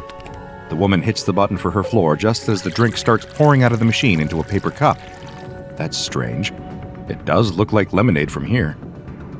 A sprig of mint drops into it as the doors start closing. The intern snatches up the cup and rushes across to her, but he's too far away. The doors are closing. The woman jams a foot in the door, and they open back up again. The panting intern stands in front of her, holding out the cup. Large ice cubes, a light fizz, and a sprig of mint. No way. She takes a sip, and a wave of nostalgia washes over her. Memories of childhood summers, of a world happier and brighter than this one, full of laughter, joy, and beauty, where grass tickled between her toes, the summer breeze gently cooled her back, and the sun lit up the world before her with warmth and hope. The woman looks up at the intern, surprise on her face. That is, without question, hand-pressed lemonade from her hometown in Arizona. How had he done that? Did that coffee machine really stock lemonade? She marches over to it and stares at the machine, taking in all the details. For all intents and purposes, it looked like any other coffee machine. It's just a regular old silver and black box that you'd find in dreary offices across America. Except, actually, there is something strange about it. It has a keyboard. Not just a number pad, but a full-size QWERTY keyboard with an enter key right there. The screen simply says, "Enter your order now." The intern is at her shoulder, still glancing nervously back along the corridor. No one's here. Yet. Feeling a little ridiculous but unable to deny the cup of lemonade in her pocket, the woman types out the first drink she can think of. Coffee. The intern laughs at such a boring request and tells her to use her imagination. So she does. It takes a while. She hasn't used her imagination in years. Working in a place like this, there's little reason to ever get it out of its cage. After a few seconds of thought, the most exotic thing she can think of is vanilla milkshake. She hits the enter key. Immediately, a paper cup drops into place, and out of the nozzle pours a thick, milky liquid with tiny black flecks in it. She takes a sniff, takes a sip, and then takes a gulp. That's a milkshake, no 2 ways about it. And a pretty good one at that. She laughs and turns to the intern. This is the most fun thing to happen in this office since Keanu Reeves almost came into the lobby, but then realized he was in the wrong place. She'll have to tell everyone about this upstairs. It'll be the talk of the office. But the intern grabs her arm as she goes to leave and pulls her back. There's a very serious expression on his face. Without a word, he pulls her back over to the machine and starts typing. Gasoline. Without hesitation, a new cup appears and out pours a shimmering fluid that hits the woman's nose so quickly she can identify it straight away. Covering her nose, she stares at the cup incredulously. Why would a drinks machine be able to dispense something like that? The intern is fuming with himself. That cup of gasoline stinks to high heaven. If they're being watched and suddenly start walking around the office holding a cup of gas, they'll be found out in an instant. That reminds the woman. Wait, so who is it who's following you? He first noticed it 3 weeks ago. Being an intern, it was his job to hand out the mail to everyone in the office. In a business spanning 13 floors, he was one of the only employees to actually regularly visit each floor. Most people would go to their same desks every day, sit next to the same people, then go home, blissfully unaware of the hundreds of others sitting above and below them. But not him. Every morning, the intern would do the rounds, going from bottom to top floor one by one, handing out the post to each cubicle. Only a handful of people bothered to talk to him, and so he really noticed all of a sudden when one of them stopped showing up to work. A mother in her mid-50s, stable life, stable marriage, she'd always been very warm towards him. But one day, when he rounded the corner, she was gone, replaced by a man in a very neat pressed black suit, dry cleaning tag still hanging from the collar. Not thinking too much of it, the intern had gone about his week a little sadder, but generally unconcerned. Unforeseen circumstances happen all the time, especially in an office this big. But then another employee, a grumpy old man from accounts, was suddenly gone, replaced by a young woman in a neatly pressed new suit. The tag in the wastepaper basket by her desk had the same dry cleaner's logo on it. One by one, dozens of employees were being mysteriously replaced, and all of the workers, too zombified by their jobs, hadn't even noticed. These new employees could only be one thing: undercover agents. But whose undercover agents remained a mystery. The closest that the intern had got was when he overheard a pair of them saying something about a foundation, whatever that meant. The intern turns around and starts typing on the keypad. Gold. And sure enough, quick as a flash, a paper cup appears, and out of the nozzle pours a thick, shimmering golden liquid. The woman stares at it in disbelief. It couldn't be. She reaches down to take it, but can't. It's heavy, really heavy. Is that really? He nods. He explains that he hasn't got a clue why it isn't hotter to the touch. It doesn't feel any hotter than a cup of coffee would, or indeed how it doesn't destroy the cup since it's just a regular paper one. But he'd taken it home, poured it into a cake tin, where it solidified into a brick. The jewelers in town took a look at it for him the next day and confirmed that it was the real thing. 24-karat gold, 1 paper cup worth. The woman takes the cup and types the word in again, hitting enter. Another cup of liquid gold pours out. She does it again, and again. But on the 6th time she hits enter, nothing happens. No error message, nothing. The intern explains that you can only do it 50 times in one go. Then you have to wait for an hour and a half for it to restock. The elevator doors open. 2 people in pressed black suits step out through the doors and spy the pair of them immediately. For some reason, the woman's first instinct is to take off running, but she stops herself just in time, trying her best to act cool, with 5 cups of liquid gold in her hands. From where they are, these must all look like regular cups of coffee she's collecting for a drinks round, but if they get much closer, the agents start walking toward the woman and the intern. All 4 people in this interaction are doing their absolute best to act casually. None of them are really succeeding. There's a trash can exactly halfway between them all. She needs to get there first and dump the cups before anyone can look inside them. Taking off at a hurried but hopefully not panicked trot, she starts throwing as much corporate jargon at the intern as she can. He falls into step beside her, engaging animatedly in the discussion of quarterly growth and stagnating markets. The trash can's getting closer. It'll be close. The agents stop and block off the corridor. Pretending not to see, the woman keeps walking, dumping the cups in the trash and trying not to think about how many thousands of dollars she's just thrown away. In the most confident and offhanded voice she can, she says, "Excuse me," and walks right between the agents and off towards the elevator. As the doors slide closed, she sees the pair of them going over to the coffee machine and looking at it curiously. Do they know? She mutters the words under her breath, trying her best not to let her lips move. No. The intern is trembling with fear. Why are they here then? The intern says nothing. Instead, getting out at her floor and walking pointedly over to her desk with her, he jabs a finger on a copy of the day's paper. 5.8 million worth of gold vanishes from locked bank vault. The woman's blood runs cold. She looks around the office for a quiet corner and pulls the intern across to it. So the machine wasn't just making gold from thin air. It was transmuting it from some other location. How much had the intern been stealing? He doesn't answer the question, instead just looking more and more nervous. In just 20 minutes during her lunch break, she had become an accomplice in the largest bank heist her city had seen in living memory. all while standing by a coffee machine. The nerves start to hit her in earnest now. Her eyes dart around the office, looking from face to face. There are a lot of pressed black suits around, a lot of eyes subtly looking back in her direction. She goes to sit at her desk. An hour passes as slowly as molasses. Her nerves build. Another hour. The intern appears at her desk suddenly and tells her the worst possible thing she could hear. He hasn't just been taking gold. Her head whips around to face him. He can't be saying all of this right here. They're being watched. Anything valuable I could think of that you can have in liquid form. Diamonds don't work. I've tried, but anything liquid. The problem is, it's all clearly come from somewhere. Banks, government facilities, research stations. They must have triangulated that everything going missing has happened near here. She hushes him as quickly as she can, but it's too late. From the subtle movements that employees across the office are making, it's clear that they're onto them. She needs to come up with a plan fast. What can she do? What can she do? She looks this way and that. Only one thing sticks out to her. A little red switch on the wall. She punches the fire alarm, and in an instant, the alarm blares throughout the building. Sprinklers blast her with cold, stinking water, and people all across the floor cry out in surprise. The assistant to the regional manager gets up and begins conducting the fire procedure with his usual enthusiasm, to the groans of all the employees. In the chaos, the woman grabs her handbag along with the intern's arm and rushes him down the stairs. They push their way through the swarm of drab suits, apologizing the whole way. If anyone follows them here, they'll be breaking cover. Should buy them a moment to... The woman kicks open a side door and drags the intern after her. It's quiet down here.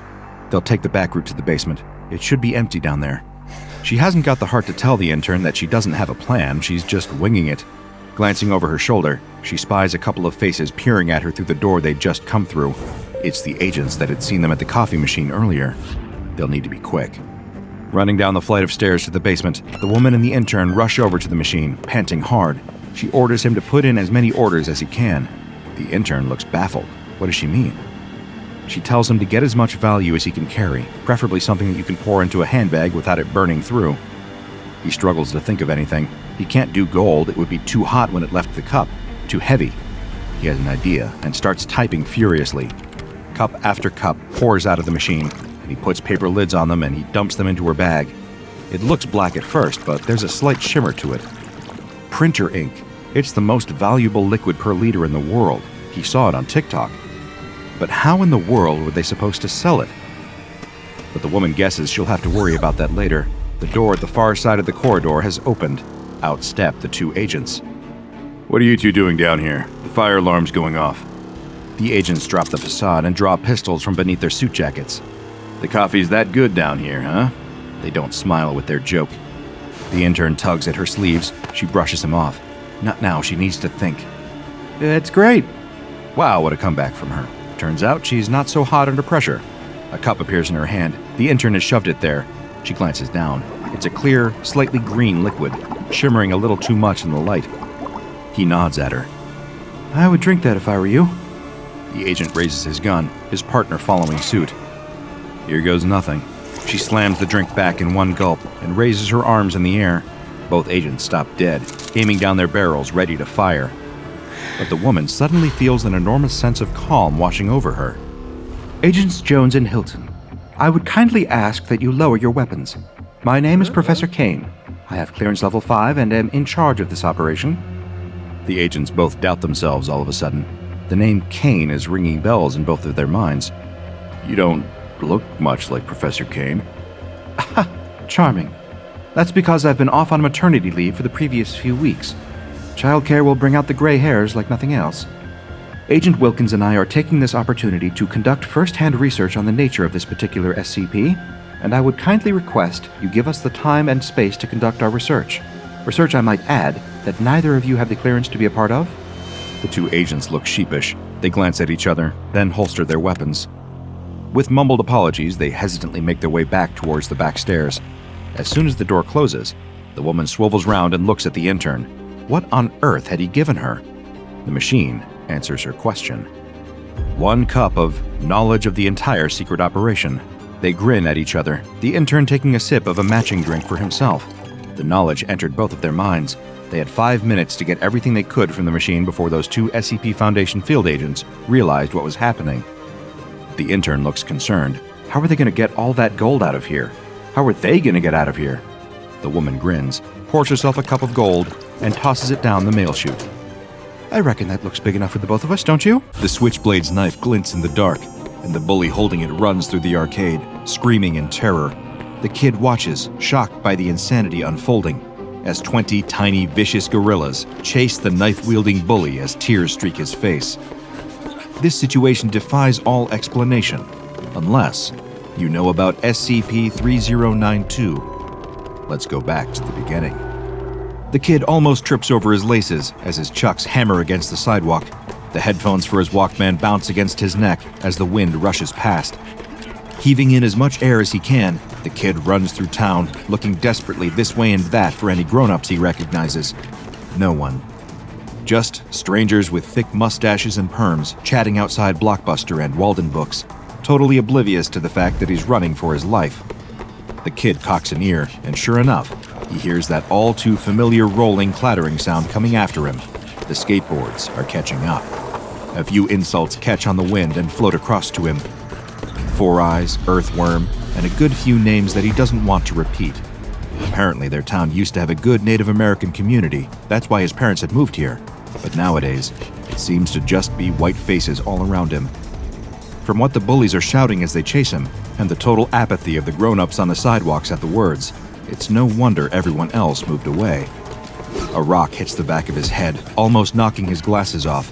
The sound of the tiny wheels roars louder and louder with every block. He needs to find an escape, and fast. Home's way too far away. His parents aren't expecting him home until nightfall. He needs a spot to lay low. The arcade? It's closed today, but the owner told him where the spare key is. He could go there, but he needs to lose them first. His lungs are burning, and his legs are starting to give up on him. Ice! The kid sees it too late and steps straight onto a patch of it. His Converse slides out from under him and flings his limbs this way and that, trying desperately to stay on his feet as he skids across the ice. His momentum throws him forward, and he sticks out another foot, catching himself back on the sidewalk. Perfect. He turns just in time to see the four bullies on their skateboards hitting the patch and going flying. They land in a heap together, groaning and scuffling, trying to get back up. Now's his chance. The kid shoots off down an alleyway, loops back around the block, turns up a side street, and arrives at the arcade without having looked back once. He snatches the key from under the gutter and looks around the quiet street. Nobody there, thank goodness. He darts through the door and locks it behind him with trembling fingers. Tears flood his eyes as he lets his forehead rest against the door. Every damn day, it's more of the same. Why can't he just have some peace? Why can't he just be normal? The kid stands there crying for a long time. He can't tell his parents what's going on. They've got enough of their own problems. He tried to tell his teachers, but at lunch, he overheard them laughing and joking about it all between themselves. It just sometimes feels like no one's on his side. The kid takes a deep breath and rubs the moisture out of his eyes. That's enough. If he keeps thinking about it all day, it's only going to feel worse. He's on his own now. He's safe. What he needs to do is just enjoy the little bit of peace he has now before it all starts again. And what better place to be laying low than the arcade? He hits the lights. Pinball, claw machines, and arcade cabinets all light up and start playing over one another. Air hockey, basketball hoops, and foosball all beep at him invitingly. He can't help but let a smile spread across his face. He walks across the carpet looking this way and that at Frogger, Pac-Man, Galaga, Donkey Kong. So many choices, so many choices. He hops on the counter and hits the side of the cash register. It pops open, revealing trays stacked full of quarters. Mr. Burns, the guy who owns the place, told him he's allowed to let himself in and use the money in the register to play whenever he wants, on the house.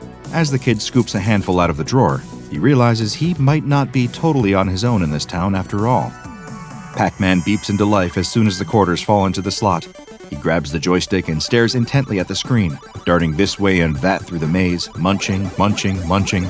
Try as they might, the four ghosts just can't catch him. The kid grins. All that time running from four bullies wasn't quite for nothing, was it? But after a couple of levels, he gets bored. He always plays Pac-Man, so much so that he's memorized his route through the first few levels. Kinda takes the fun out of things a bit. He lets the ghosts around him and watches Pac-Man swirl away into nothing. Frogger isn't much better. He never really clicked with this one for some reason, just felt too stop-start.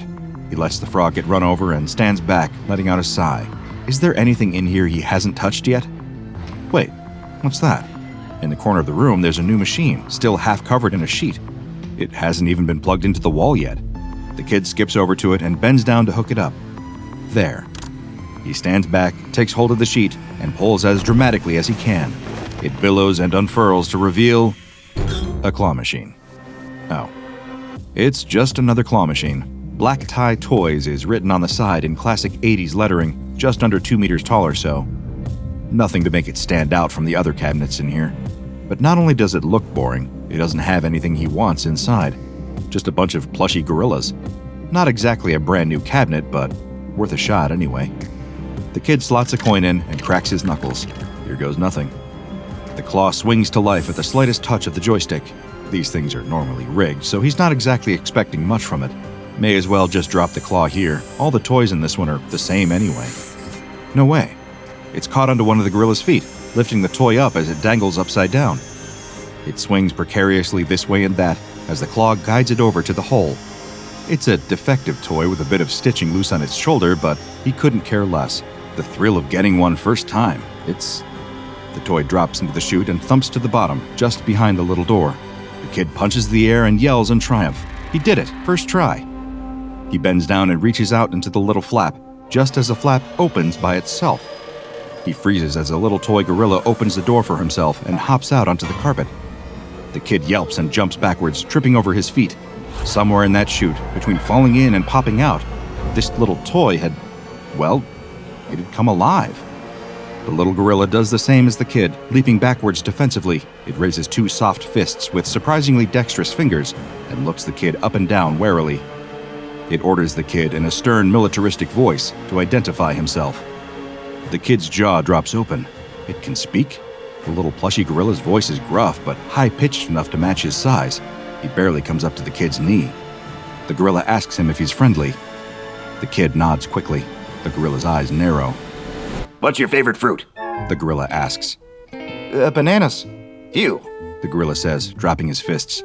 You never can be too careful. The kid dusts himself off and climbs to his feet. The gorilla deftly scales the side of the claw machine and hangs off it, surveying the arcade. The kid asks his name, which seems to stump the little toy. It picks at the loose stitching on his shoulder. The kid suggests calling him Stitches. The gorilla salutes at the sound of his new name. All right, kid, what's the operation? Give me the sit rep. Operation? Sit rep? The kid stands there, nonplussed for a moment.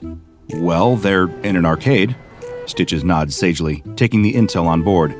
And they have to stay here until nightfall. The little gorilla has already swung himself up on top of the machine to get a better view of strategic locations.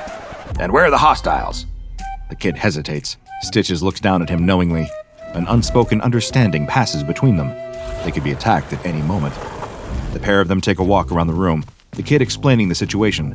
4 bullies, 3 entrances, front door, alley door, and a window. No back rooms or hallways, those are all locked.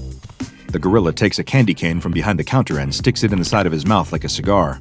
He doesn't seem to be able to chew it or even suck on it. He is just a toy after all. But the kid feels like he can't really point that out. He has no idea how fragile his comrade's ego is. Look, I can't actually taste it, okay? I can only see, hear, and touch. I'm insecure about it. Leave me alone. We haven't got much time anyway, the gorilla says. We've got to prepare our defenses. The 2 of them go to work, Stitches barking orders at the kid as they ready themselves for the bully's arrival. The kid asks Stitches what exactly their aim is. The plushie looks at the kid like it's a trick question. Total domination, absolute victory, annihilation, a butchering. The kid straightens, suddenly feeling very unsure about all of this. He tells Stitches that he doesn't want to kill anyone or anything like that. Kill? The little gorilla falls backwards off the coin machine in surprise. Kill? No. What's wrong with you? Of course not. We're gonna tickle, bamboozle, inconvenience, and bonk. Where those things fit within the confines of the Geneva Convention, of course. Bang, bang, bang! The hammering fists on the door are so loud that it shakes on its hinges. They've barely had 10 minutes to get ready. That's not fair. The kid can see the shadows of feet blocking the streetlight. His knees go weak almost straight away at the sound of their cat calling through the cracks. They've found him. He could make a break for the alley door. If he's quiet enough, he could... But it's too late. As he looks at the fire escape, he can see another pair of legs blocking his exit. No point jumping out of the window. They'd see him straight away and have him blocked off from both sides. He looks down at his squishy little companion. They have no choice. It's time for guerrilla warfare. The front door crashes open, splinters of wood flying everywhere, and 3 of the bullies storm in. Front and center is their ringleader, dressed in all-black skater clothes with a constant sneer on his face. He must easily be a good foot taller than the kid, but even he looks small standing in between the twins. Hulking, egg-shaped boys with no hair on their heads or glints in their eyes. The banging noise behind the kid tells him that the 4th bully is trying to kick his way through the alley door. They don't have time to deal with that now. The twins are storming over to him like a pair of freight trains. His legs are really shaking now. He needs to move, but Stitches is gone. That loyal gorilla had been at his side just a moment ago, but as soon as trouble arrived, he disappeared, just like they always do. The twins are nearly upon him now. The kid doesn't have a choice. He takes a deep breath and closes his eyes, ready for a beating. Yeah! The primal scream fills the arcade. Out of the rafters, a tiny toy gorilla swings down on a loose cable, heading straight for the twins' faces. Their round faces barely have time to go from angry to confused before the cuddly toy is on top of them, pummeling them with its soft fists. Turns out those fists aren't worth much in a fight. Twin 1 pulls the ape off his face and holds it at arm's length. 2 of them stare at Stitches, who's swinging his fists wildly through thin air. Apparently lacking the brainpower to be stunned that an inanimate cuddly toy has gained sentience, Twin 1 tosses Stitches over the arcade cabinets, and the pair of them continue their advance. Except the distraction worked just long enough.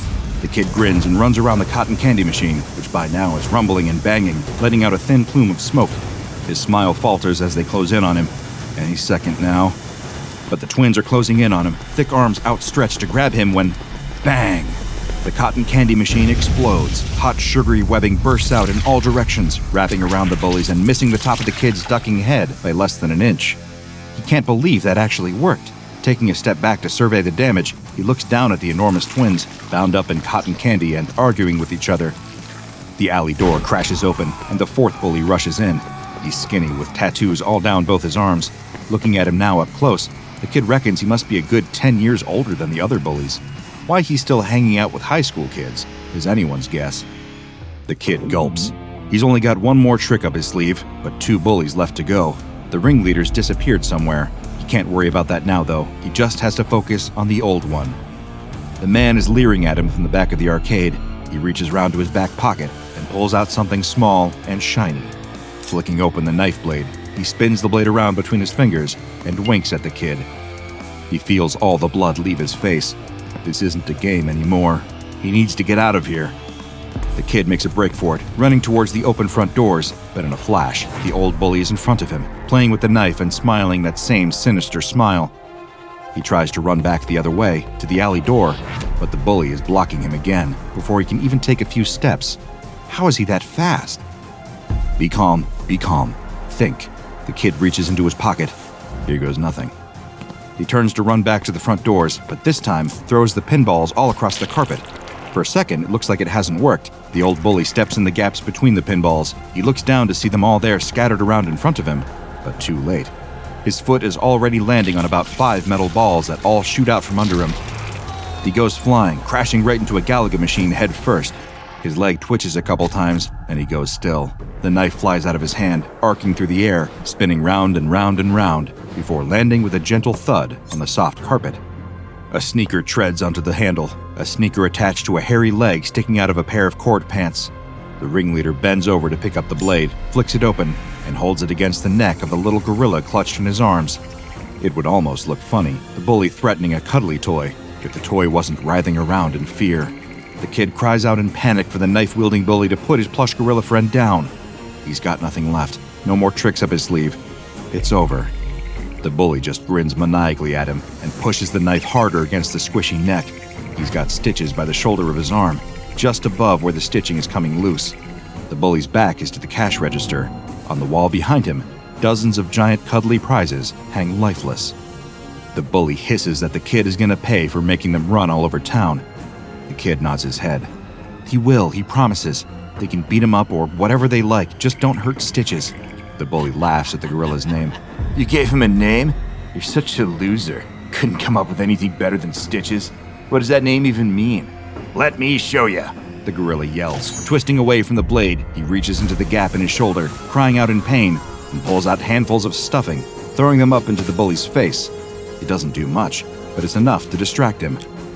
The kid seizes his chance, dashing forward and shoving the bully square in the chest, knocking him backwards and freeing Stitches. The little gorilla runs off to safety straight away. The kid can hardly believe what he's seeing.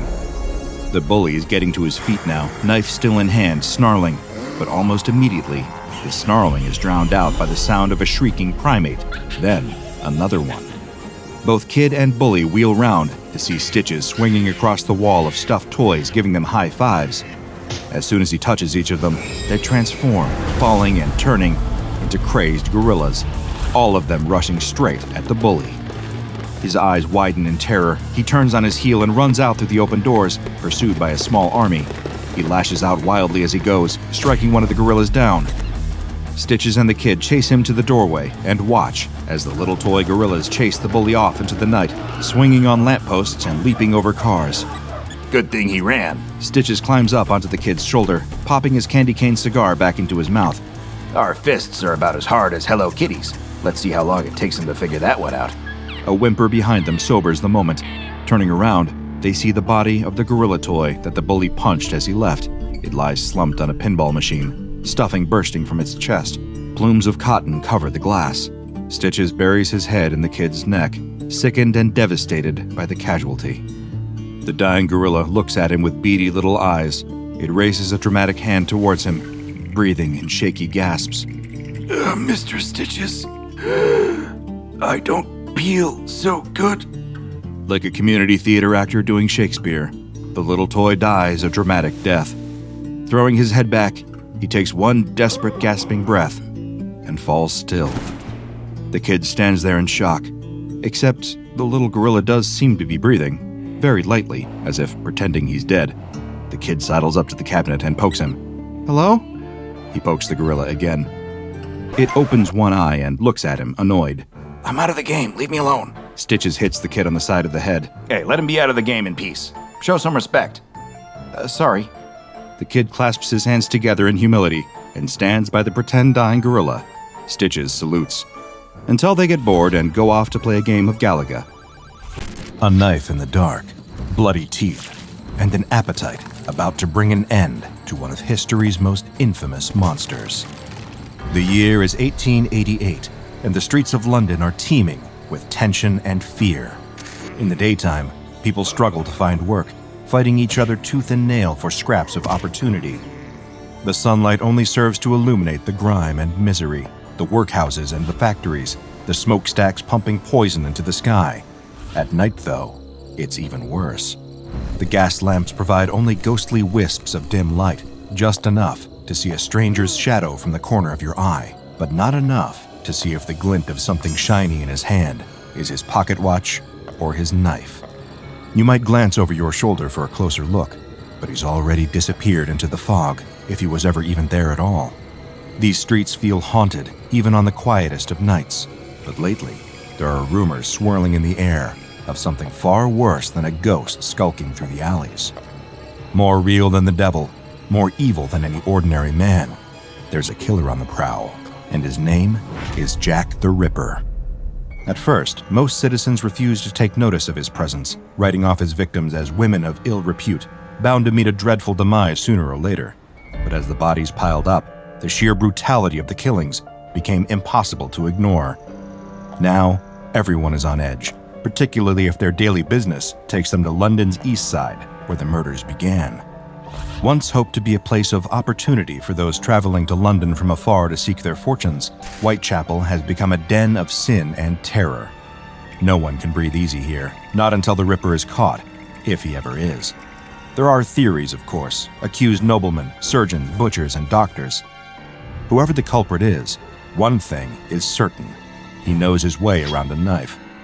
Still, no one suspect seems to stick, and no one theory is compelling enough to lead to an arrest. Privately, behind locked doors where no policeman can hear them whispering, the people of Whitechapel are beginning to wonder whether the Ripper will ever be found. Perhaps this nightmare won't cease until the streets run red with blood.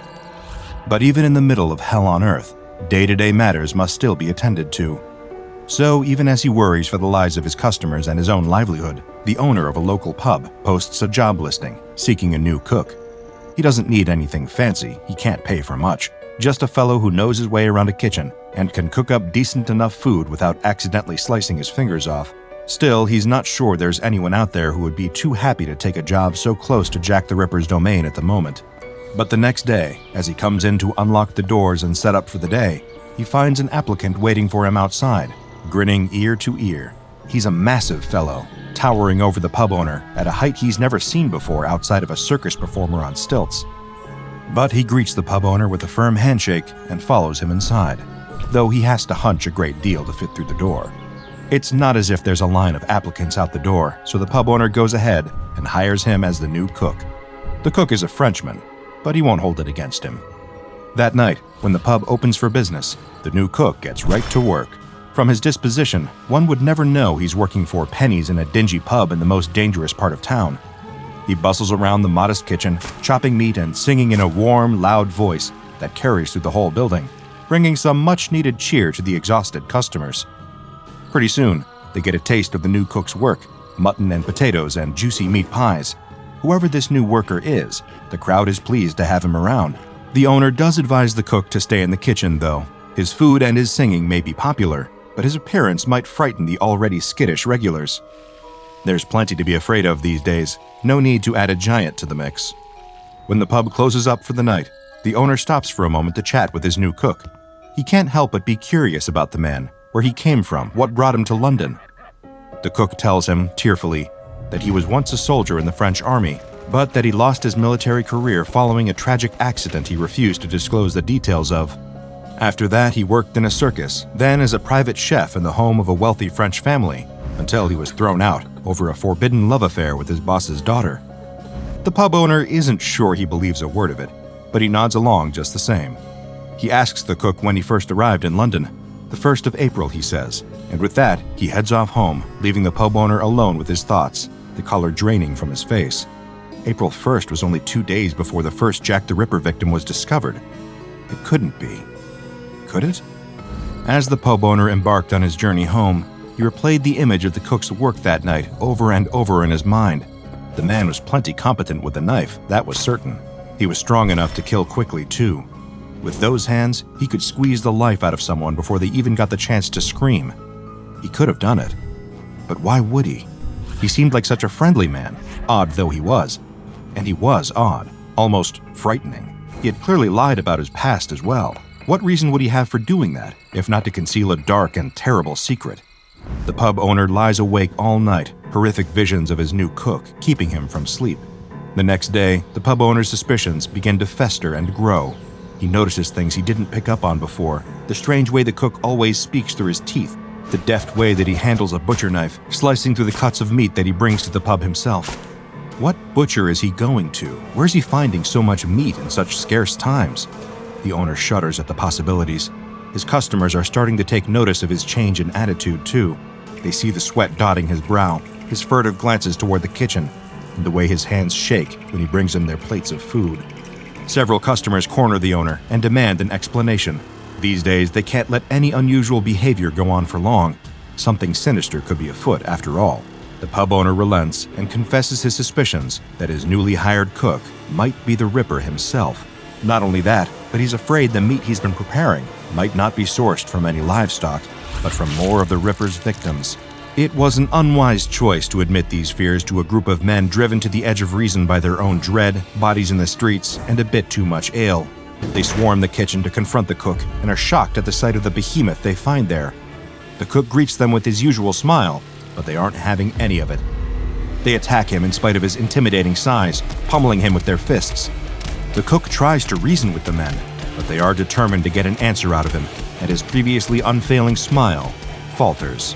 He opens his mouth wide, and in a truly shocking display, gobbles up one of the men in 2 quick bites. He spits out a shoe, and it flies across the room, hitting another one of the men in the face. There's silence for a long moment, and then sheer pandemonium. The surviving men tear out of the pub, spilling into the streets in a drunken, panic-stricken mob.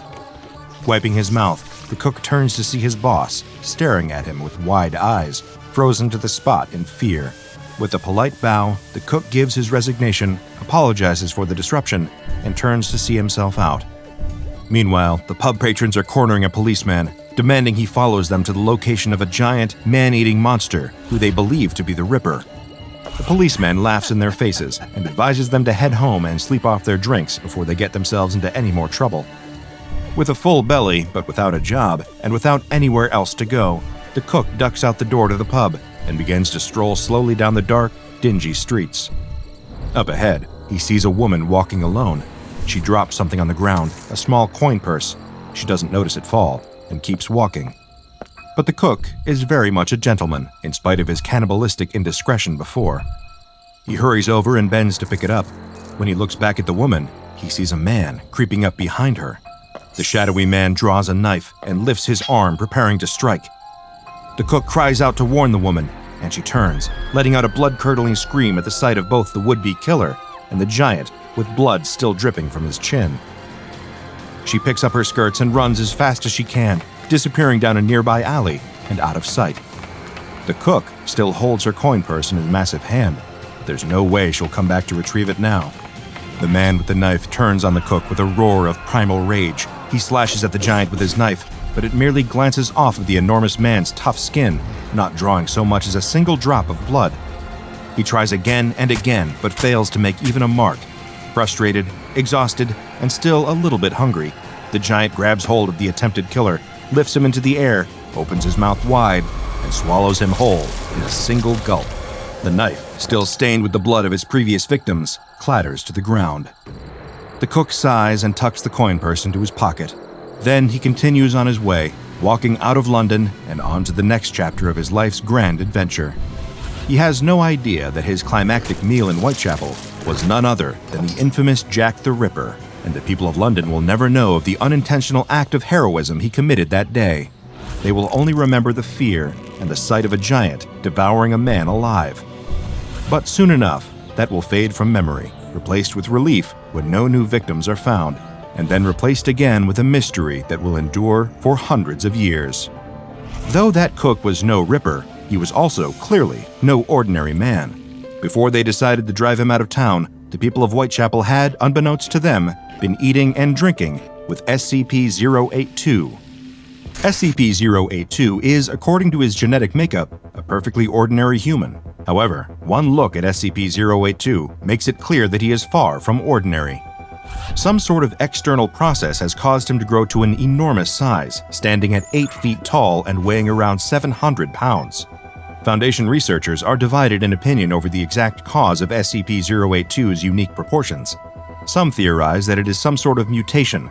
Others propose an extreme hormone imbalance. Some believe it to be chemical in nature, while others insist that only a supernatural force could be responsible for such a dramatic deviation from the norm. Whatever the case may be, SCP-082 is a formidable and visually impressive specimen. His head is bald and slightly pointed, his chin and jaw are large and round. His nose is bulbous, and his eyes are dark and sunken. His body has a high fat content, but also contains notable muscle mass, and his physical strength should not be discounted. His forearms have a circumference of around 28 inches, and his fists are nearly an entire foot across the knuckles. Suffice it to say, he is not the sort of opponent you would want to come up against in a fight, and certainly not someone to antagonize, though medical examinations of his body indicate that at least a few likely ill-fated individuals have tried over the years. His skin is covered with scars, and though his x-rays are difficult to read due to the density of muscle tissue, scans have indicated that there are dozens of bullets and several blades, from knives and swords alike, buried in the man's flesh. Clearly, SCP-082 has been through a great deal of hardship, but you wouldn't know it from his disposition. He is gregarious and polite, with a personality as big as the rest of him. Oh, that reminds me, I've been extremely rude. He has a name. It's Fernand. At least, that's what he says. Fernand speaks fluent French, but is proficient in English as well, though he speaks with a heavy accent. Whenever he does speak, he does so with a smile, talking through his tightly clenched and massive teeth. Occasionally, he clenches these teeth so hard that his gums will begin bleeding from the effort. The reason for this is unknown, but the SCP Foundation considers it normal behavior for Fernand, whatever that means. I have my own personal theory regarding Fernand's penchant for clenching his teeth, but I won't get into that just yet. Fernand does occasionally open his mouth all the way and separate his teeth, but only when he is eating or singing. He is quite the musical talent, serenading the SCP Foundation with his takes on well-known classical music, as well as long-forgotten drinking songs and the occasional sea shanty. He loves to sing while cooking, which he is permitted to do under strict Foundation supervision. He is allowed access to a rudimentary set of cooking implements whenever he prepares his food, including a butcher knife that he also uses to shave his unusually thick facial hair. He is given various ingredients to prepare on request, with the stipulation that these ingredients must not be too expensive or human in origin. In spite of his off-putting appearance and tendency to speak through his teeth, Fernand is easily one of the more likable anomalies contained by the Foundation. He doesn't express overt hostility like SCP-682, nor does he attempt to diagnose staff with any sort of pestilence like SCP-049. All he seemingly wants to do is cook, sing, and play dress-up. Did I mention his costume trunk yet? Well, he has one. Some of his favorite outfits include a tuxedo, complete with top hat and a monocle, a military uniform source of the French Revolution, a ball gown that comes with an elegant fan and matching beaded purse, and a clown costume that includes a wig and a trick water-squirting flower in its pocket. New costume pieces are made on request in order to keep Fernand's morale high. According to my findings, in-house costumers are currently hard at work making Fernand a detective costume, a chef's hat, and a set of footy pajamas. Fernand is an indisputable charmer, greeting Foundation researchers with a wide smile, a joke, and more often than not, an invitation to join him for dinner. Unfortunately, those same staff members occasionally find themselves on the menu. In spite of all his endearing qualities, Fernand has the unfortunate habit of routinely snapping, giving into his voracious appetite, and eating his visitors alive. He doesn't intend to do so, and frequently expresses regret at his poor manners. After all, having company for dinner doesn't mean you eat your company, but still he can't help himself, no matter how recent his latest meal was. Though I have yet to confirm this hypothesis, I believe this cannibalistic impulse to devour others may be the reason for Fernand's constant clenching of his teeth. Whether consciously or not, I think he is attempting to hold off on attacking for as long as he can, before he inevitably succumbs to the hunger once more. When his gums bleed, it could be a sign that one of his attacks is drawing near. Again, I have yet to confirm this, but it seems entirely possible. It's unlikely that Fernand will ever be able to verify this for himself, as his connection to the truth is tenuous at best. Though he is highly intelligent in terms of his memory, puzzle-solving skills, and grasp of language, Fernand struggles to differentiate between fact and fiction when consuming media. He assumes that any movie or television show he watches is depicting a real person, and that any book he reads is essentially a biography. This doesn't limit his enjoyment of this media. On the contrary, he gets a great deal of joy from watching films and reading books, particularly works of fiction revolving around Hannibal Lecter, who Fernand has described as his favorite person, and someone he would very much like to meet one day. To make matters even more interesting, Fernand does understand the concept of lying. He's able to identify when someone is lying directly to him, and also displays signs of being a compulsive liar himself, particularly when it comes to his personal history. Over the course of his containment, he is claimed to be a vampire, a homunculus, beloved Sesame Street character Big Bird, also beloved actor and wrestler Andre the Giant, Napoleon Bonaparte, French comic book character Obélix, the Foundation's own Dr. Bright, the Incredible Hulk, Alexander the Great, Captain Hook, and Detective Sherlock Holmes. He has also claimed at different times and once on the same day to be both Dr. Frankenstein and Frankenstein's monster. When called out directly on these lies, Fernand offers only this explanation: "But I only lie when it's through my teeth," which I have to admit is pretty funny. SCP-082, Fernand, is currently contained in enlarged living quarters in Armed Biocontainment Area 14. As he is unfazed by most standard weaponry, his cooperation has been ensured through deception rather than physical force. Fernand has been led to believe that he is acting King of France, placed in a secret palace for his own protection from potential assassins. Any personnel that interacts with Fernand must address him as if he were, in fact, the King of France, and any deviation from the charade is met with swift discipline. Any housekeeping done in 082's containment area must be performed by Class D personnel only, as it poses too much of a risk to non-disposable staff. Guards assigned to SCP-082's containment will receive Level 2 clearance, but are not permitted to interact directly with SCP-082, no matter how friendly he is, no matter how many knock-knock jokes he tells them, and no matter how he tries to entice them into a round of karaoke. SCP-082 is a curious mix of congenial and threatening, the consummate host who loves to sing and cook for anyone willing to sit at his table. He's also strong enough to snap a spine in half, and has teeth that can crack open skulls, a skill that he demonstrates with stomach-churning regularity. Still, he seems to genuinely enjoy the company of others, and has an earnest, playful spirit. From his giving spirit to his diet, SCP-082 really gives a new meaning to the word humanitarian. If you ever have the chance to meet him, just be careful not to let your guard all the way down, because there's a fine, fine line between being his dinner guest and being his dinner. The storm wrenches the fishing vessel in half. The yawning sound of metal buckling and ripping can barely be heard over the explosive waves. Crew members pour out of the fragmented ship, washed away with the water, like ants fleeing a flooding nest. The deck lurches and tips upwards into the air. A wave crashes against it, almost knocking the sailor off the railing, but he clings on for dear life. Soaked through, shivering violently, and feeling the dreaded exhaustion creeping into his limbs, he looks around helplessly as his crewmates drown around him. Only one man remains on the deck with him, but the captain's usual steely confidence has gone. Behind the man's bushy beard and grizzled skin, the sailor sees a little boy scared out of his mind. The captain grabs the sailor by the scruff of the neck and hauls him close enough for them to shout over the sound of the seas around them. "I saw her!"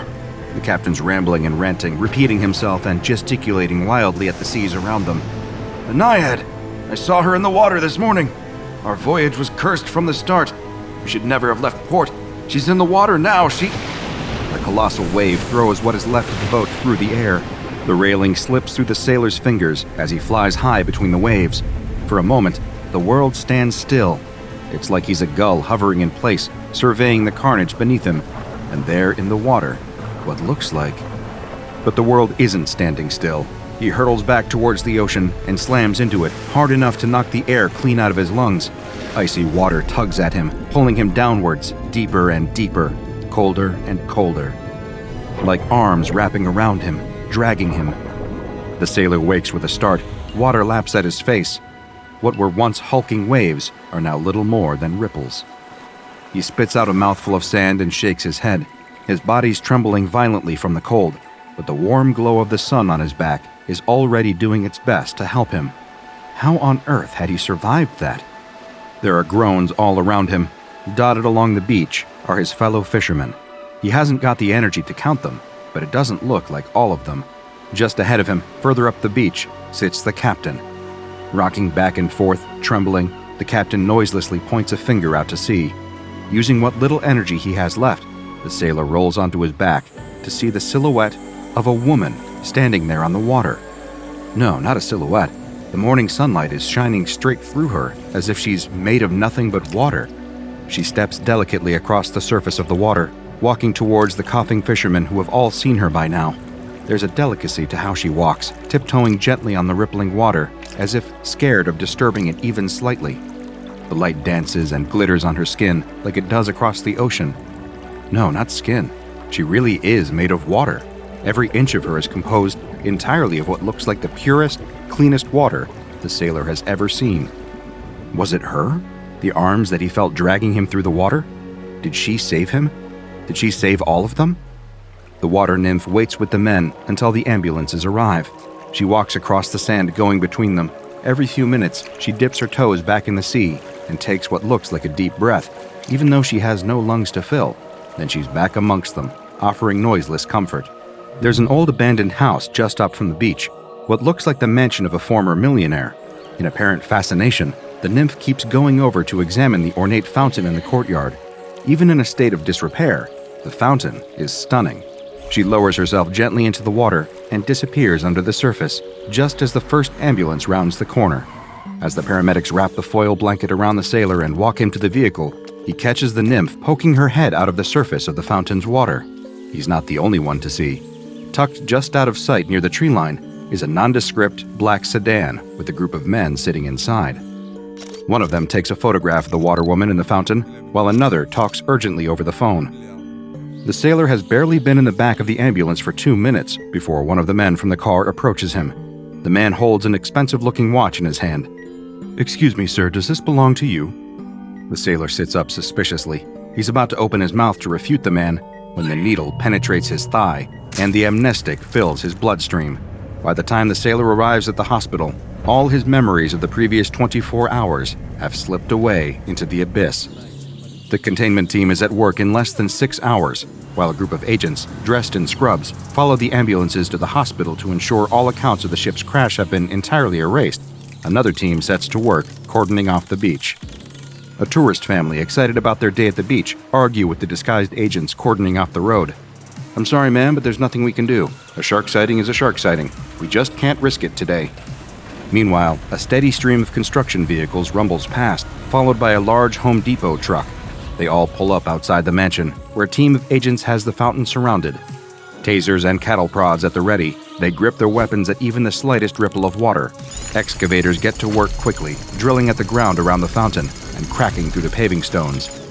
And before anyone nearby has any clue of what's happening, the fountain has been removed, loaded into the back of the watertight fake Home Depot truck, and has disappeared over the horizon. The water nymph refuses to poke her head out of the water the whole way. The world around her is dark and dry. It shakes and rumbles for hours. The beautiful fountain she'd climbed into just a few hours earlier now feels tiny. There's barely enough water in here for her to swim in a circle. She'd always observed these strange-looking vehicles from a distance, lifting her eyes up above the waves for a few minutes to watch them crawling along the dark roads with their 18 wheels. She'd always wondered what was inside all of them, with their colorful paints and strange names. At least she now has some idea of what Home Depot does. Part of their business model evidently involves kidnapping. To stop the panic rising up too high in her chest, the water nymph focuses on stilling the water in the fountain. All of the bumps and turns in the road, she focuses all her energy on holding all the water in place and keeping it level. If the water around her is still, maybe she won't feel so scared. It isn't really working. But at least her precious little amount of fresh water isn't spilling out all over the watertight inside of the container. She's just about convinced herself that she's used to her cage when it suddenly stops. The rumble sound cuts out, the shaking stops, and voices somewhere outside discuss what to do with her, saying words like containment protocol, initial testing, and security measures. The water nymph dips her head back below the surface of the water as the rear doors open. She's going to make the most of this. That's what she's decided. Having spent all her life underwater, observing the humans from afar, she'd always dreamed of one day meeting one. There had been moments, sure, times when she'd wave at a child on the deck of a ferry or guide a ship through the fog, but up close? Never. They look funny, these people. When you see them up close, they're such strange colors, so fleshy and hairy. It's bizarre not being able to see through them. How are they supposed to swim? These humans in particular are even more strange than the others. Dressed in long white coats, always walking around with clipboards and strange little devices that light up and make sounds when they poke them. She wonders if they get sick of having their legs stuck to the ground all the time. What if they see something interesting floating above them? They can't just swim upwards. They need to get on one of those plane things. This will be fun, getting to meet real people for the first time. She keeps telling herself that because if she doesn't, it all becomes too scary. They haven't put her back in the sea, a river, or even a pool. They've just kept her in her fountain. It sits right in the middle of a brightly lit chamber. 4 white walls, a white ceiling, and a white floor. 1 white door. The lights are always on, the temperature always the same. For days and days, she just sits in her fountain, alone. Occasionally, one of the humans will come in wearing a big rubber suit. They look totally ridiculous. Taking big, slow steps, they'll approach her fountain. The first time, she jumped up out of the water to greet the human, doing her best to wave like she's seen them do to each other. But the human immediately turned around and ran back out of the chamber. So next time, she was slow and gentle, raising both her hands innocently and letting the human approach without doing anything. The human lowered some kind of glass container into the water in her fountain and took some of the water away. He must have been thirsty. She's seen the humans get like that sometimes. How they're not thirsty all the time, she has no clue. It doesn't look like there's a drop of water anywhere in them, except for their eyes. She tries to catch the human's eye as he leaves, but he just walks straight out of her chamber, carrying away the little container of water. But this time, she has an idea. She waits patiently for a few days, waiting for another one of the humans to come and see her. It's hard to tell how much time has passed because it's always sunny in here, but it must have been a few days by now. Sure enough, the door opens, and a human in another big rubber costume comes in. She rises out of the water slowly so as not to scare them and lets her form melt and shift. Feeling her body flow into a different shape, she does her best to copy the human's big rubber suit. She's practiced this for years in the sea, copying the shapes of different humans she sees. The human stops walking and stares at her. She tries to wave again. The human waves back. Success! For almost a minute, they stand there waving at each other. She knows this is longer than most humans would wave at each other, but it's just so exciting she can't help herself. Maybe this will be her first friend. Imagine that, having a human friend. The human takes a hesitant step towards her. This is her chance. Lifting herself up and out of the water, the nymph steps out of her fountain for the first time. She pauses, careful not to spook the human. They do scare very easily, but this time, he stays. Better than that, he takes another step towards her, then another until they're within touching distance. She can feel the water beating in her chest, pumping excitedly through her body. The human has another one of those glass containers in its hand. It raises the container up slowly for her to look at. She leans in to see why this strange little creature is showing her a piece of glass. She's seen these 1,000 times before in the seas. There's glass and plastic everywhere for her to look at. What's so special about this one? The human takes a swipe at her. The glass container strikes the side of her head and extracts a chunk of water.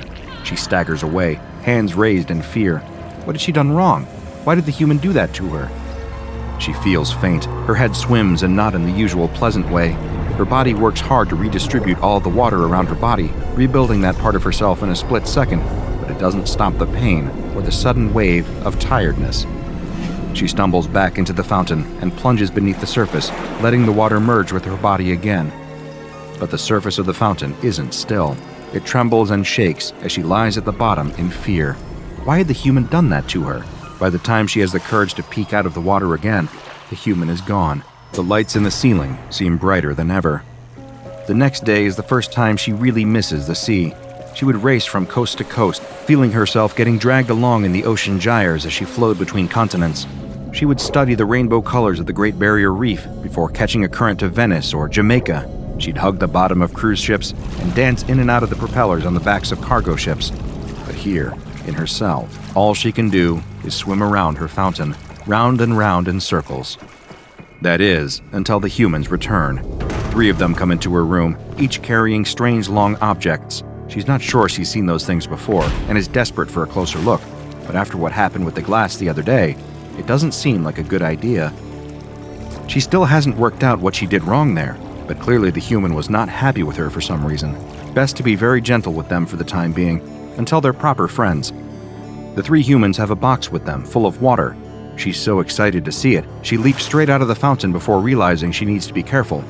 Patiently as she can, she approaches the box and touches it. The humans nod encouragingly. Her excitement overwhelms her, and she dives right in. It feels so good to have fresh water to explore, even if it's just a small tank. She barely even notices as they close the lid on her and wheel her into a different room. A glass wall lines the edge of this new chamber. Funny little humans in white coats stand behind it, making notes. She climbs out of her little tank and waves at them. It's a smaller room than her normal one. Why have they brought her in here? A slamming noise behind her makes her jump, and she spins around to see the 3 humans have wheeled away her little tanks on wheels, leaving her alone in the room. She looks around with a little anxiety. There's nowhere to swim in here. Have they made a mistake? She can't be here without water. Doing her best to copy human movements, she tries to mime to the people behind the glass that she needs her water. They don't seem to understand her, just start scribbling even more things on their clipboards. It's warm in here. Warm and dry. This isn't good. In no time at all, she can feel herself drying out. An hour goes by, then another. She's never been out of the water for this long. What are they doing? Don't they understand what she is? Her head starts to feel faint. She slumps down on the floor and turns herself into a ball. Shaped like this, hopefully, she won't be evaporating so fast. Then they'll give her the water back. For hours she sits in a ball, waiting, until mercifully, her little tank on wheels returns, and she's taken back to her fountain. They do the same to her the next day, and the day after that, starving her for hours, then returning her to her fountain. They top up the water in it occasionally, but other than that, they don't seem to be doing anything nice for her at all. Are they doing this on purpose? Surely not. She's their friend. She's being kind, doing all of their weird games even when she doesn't want to. Humans aren't cruel, they wouldn't do that to her. But then she finds herself in a different situation entirely. They do the same as they've been doing for the previous few days, wheeling her into the testing chamber and making her stand there on her own. But it's colder today, much colder. She tries to explain to them through the glass, rubbing her shoulders and shivering, but they just keep making their notes. This isn't good. She can't stand the cold. It's not good for her. Painful crystals start forming on the surface of her skin, stabbing into her and solidifying her body. She cries out noiselessly, but the humans keep going until she feels herself losing consciousness. Weeks go by, and with each experiment they do, the water nymph worries more and more that these humans aren't really her friends. They've started giving her mazes, complex plastic structures that she gets forced unceremoniously into, where she has to swim through various pipes and tubes until she can push a button on the other side. At first, she was expecting a prize. Maybe this is why they had her kept here for so long. They needed help solving these puzzles, and their fleshy bodies couldn't fit through the tubes. But nothing happens when she presses the button. They just pull a plug and drain her out of the bottom. Today, she's had enough.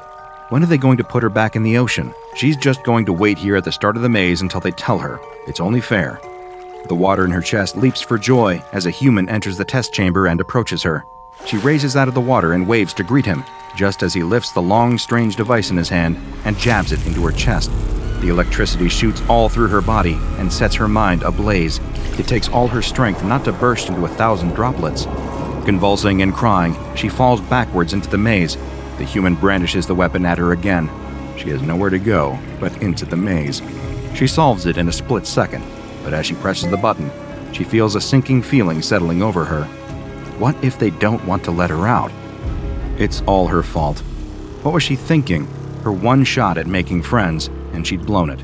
She sits crying in her fountain, feeling her tears flow into the water around her and back into her body. It was the acid.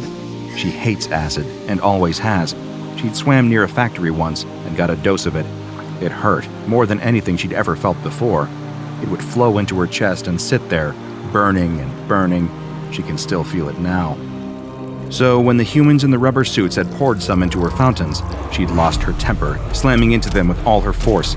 For months, they've been hurting her, jabbing her, and exhausting her. But they're her friends, right? And you shouldn't hurt your friends. You definitely shouldn't kill your friends.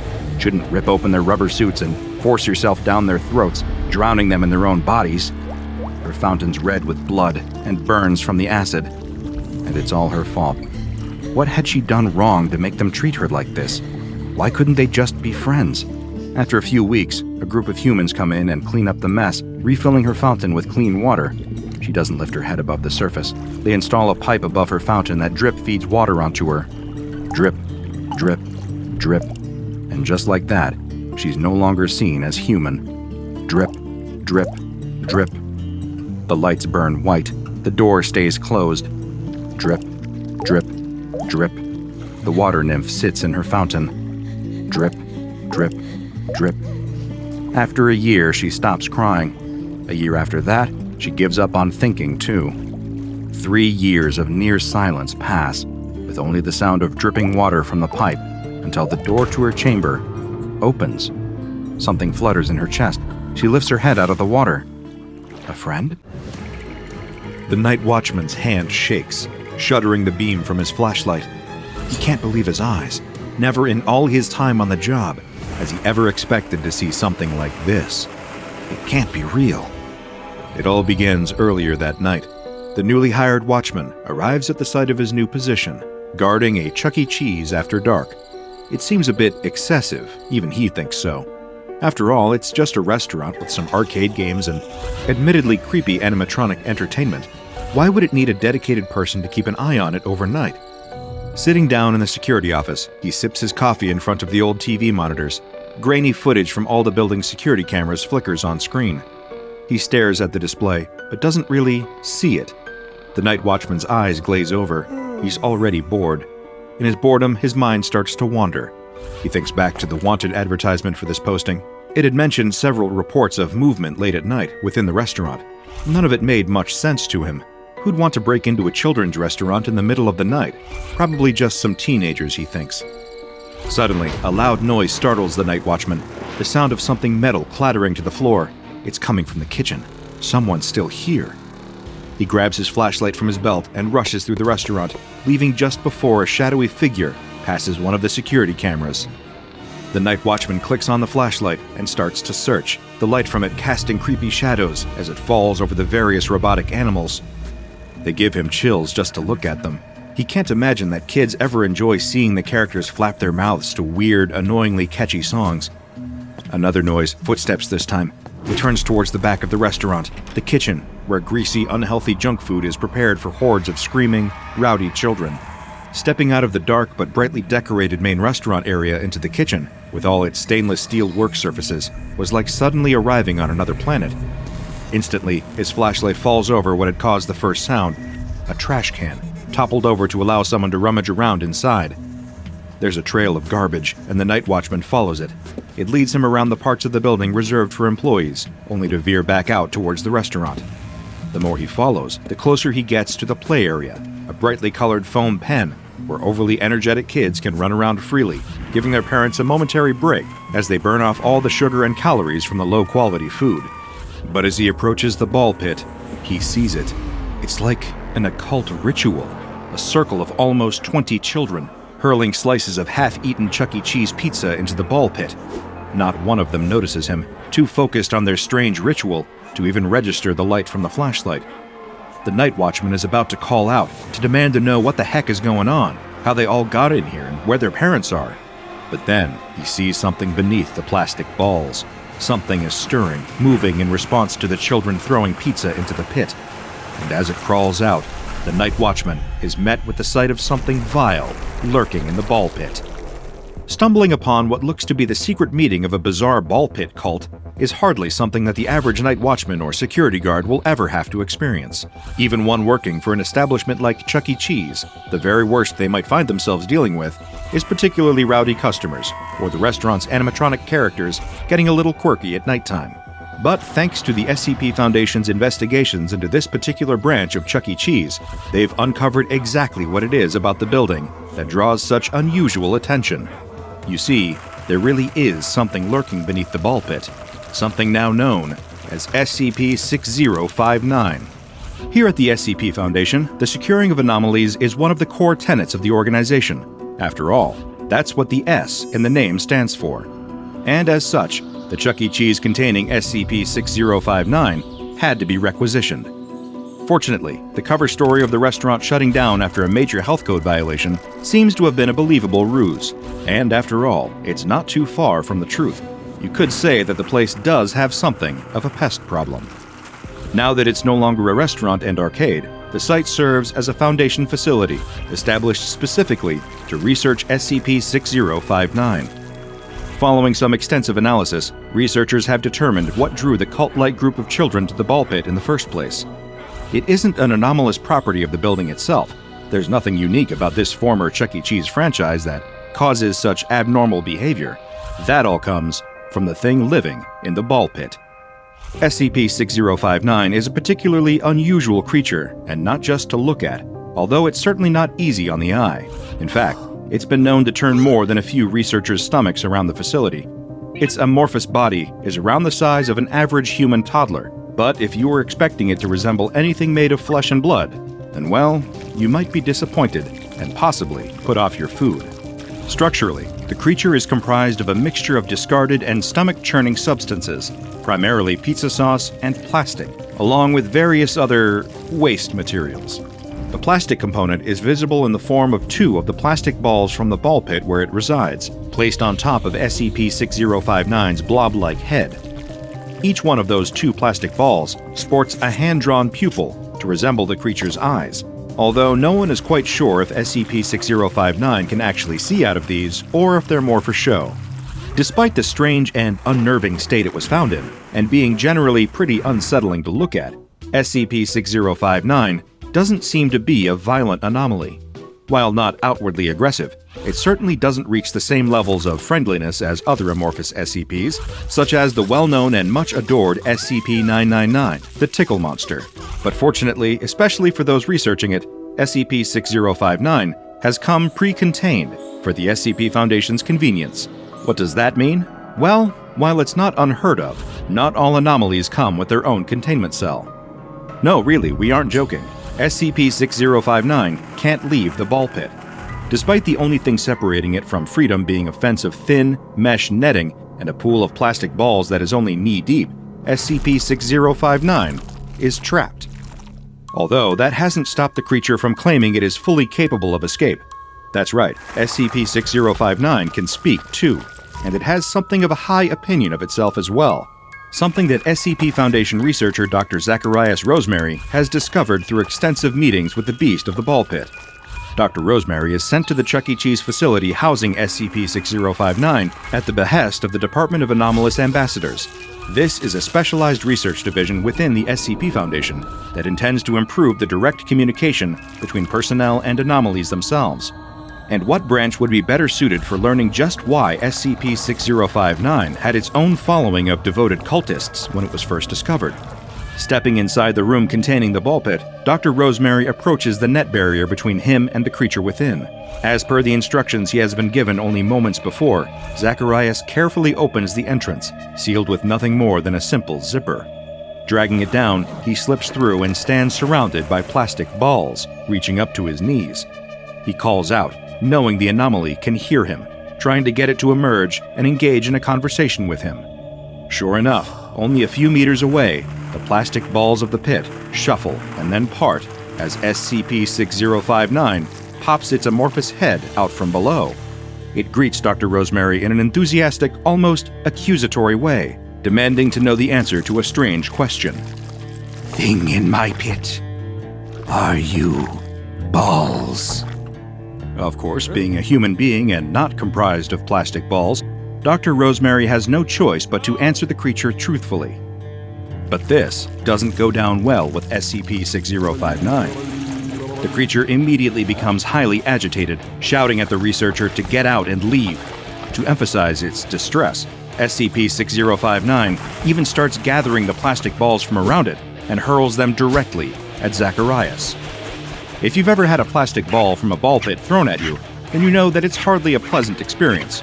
Although those balls are only lightweight, with enough force behind one, they can certainly pack a punch.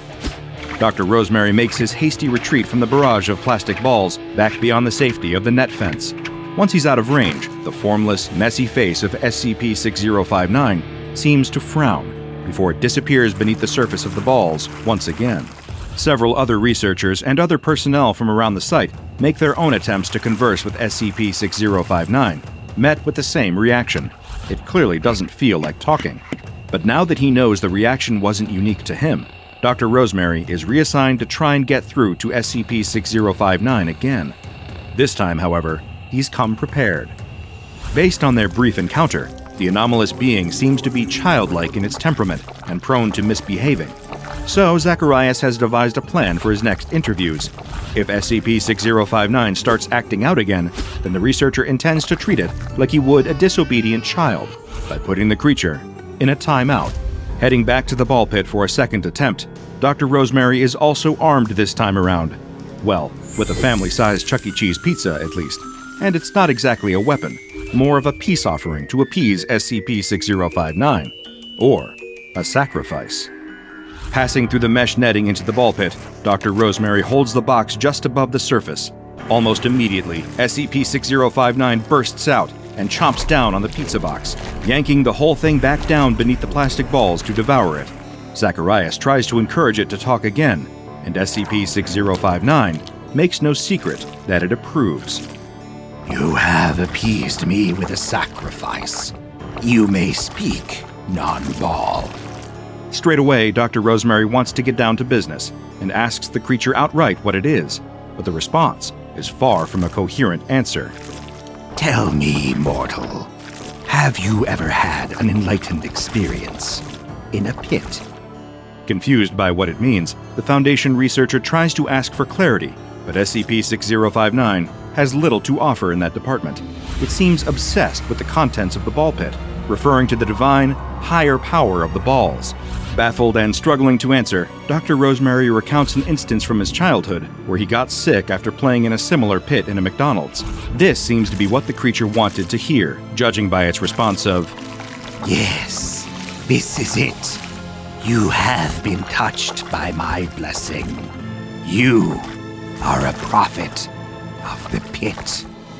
The anomaly apparently implies that it is some kind of deity, or at least it thinks that it is, capable of bestowing a divine blessing in the form of illness, which seems appropriate since SCP-6059 looks like it's riddled with germs. But Zacharias points out that the creature hasn't exactly answered his question. Hearing this, SCP-6059 seems a little confused, then pauses for a moment before hurling more balls at Dr. Rosemary and shouting again. He goes to leave the pit and warns SCP-6059 that if it doesn't behave itself, then he'll put it in a timeout. It responds by launching another ball and hitting the researcher right between the eyes. That settles it. The anomaly has earned itself a timeout. Putting his new plan into action, Dr. Rosemary shuts off the lights and leaves the room. SCP-6059 doesn't like it one bit, angrily throwing more balls at the mesh every few minutes, demanding that the lights be turned back on and that it be released from timeout. After a few short moments, it seems to settle and looks around in the dark for any sign of the researcher or any other members of personnel. Please come back. Now that he's shown the creature what the consequence is for bad behavior, Dr. Rosemary returns to the ball pit and sets out very clearly his expectations. It's very simple. As long as SCP-6059 behaves and cooperates, it'll receive pizza as a sacrifice. If not, should it decide to misbehave and act in a disruptive or disobedient way, then it will get put back in timeout. And surprisingly, the unruly anomaly agrees to adhere to these rules going forward. Their next interview begins much the same as the previous one, with Dr. Rosemary bringing another pizza for SCP-6059 to gobble up. He asks if the creature is ready to behave, to which it nods. Trying to be as amicable as possible, Dr. Rosemary explains that they got off on the wrong foot, and that they're going to start over.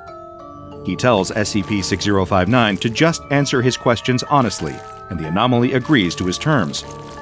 Then, the researcher asks again, wanting to know exactly what SCP-6059 is.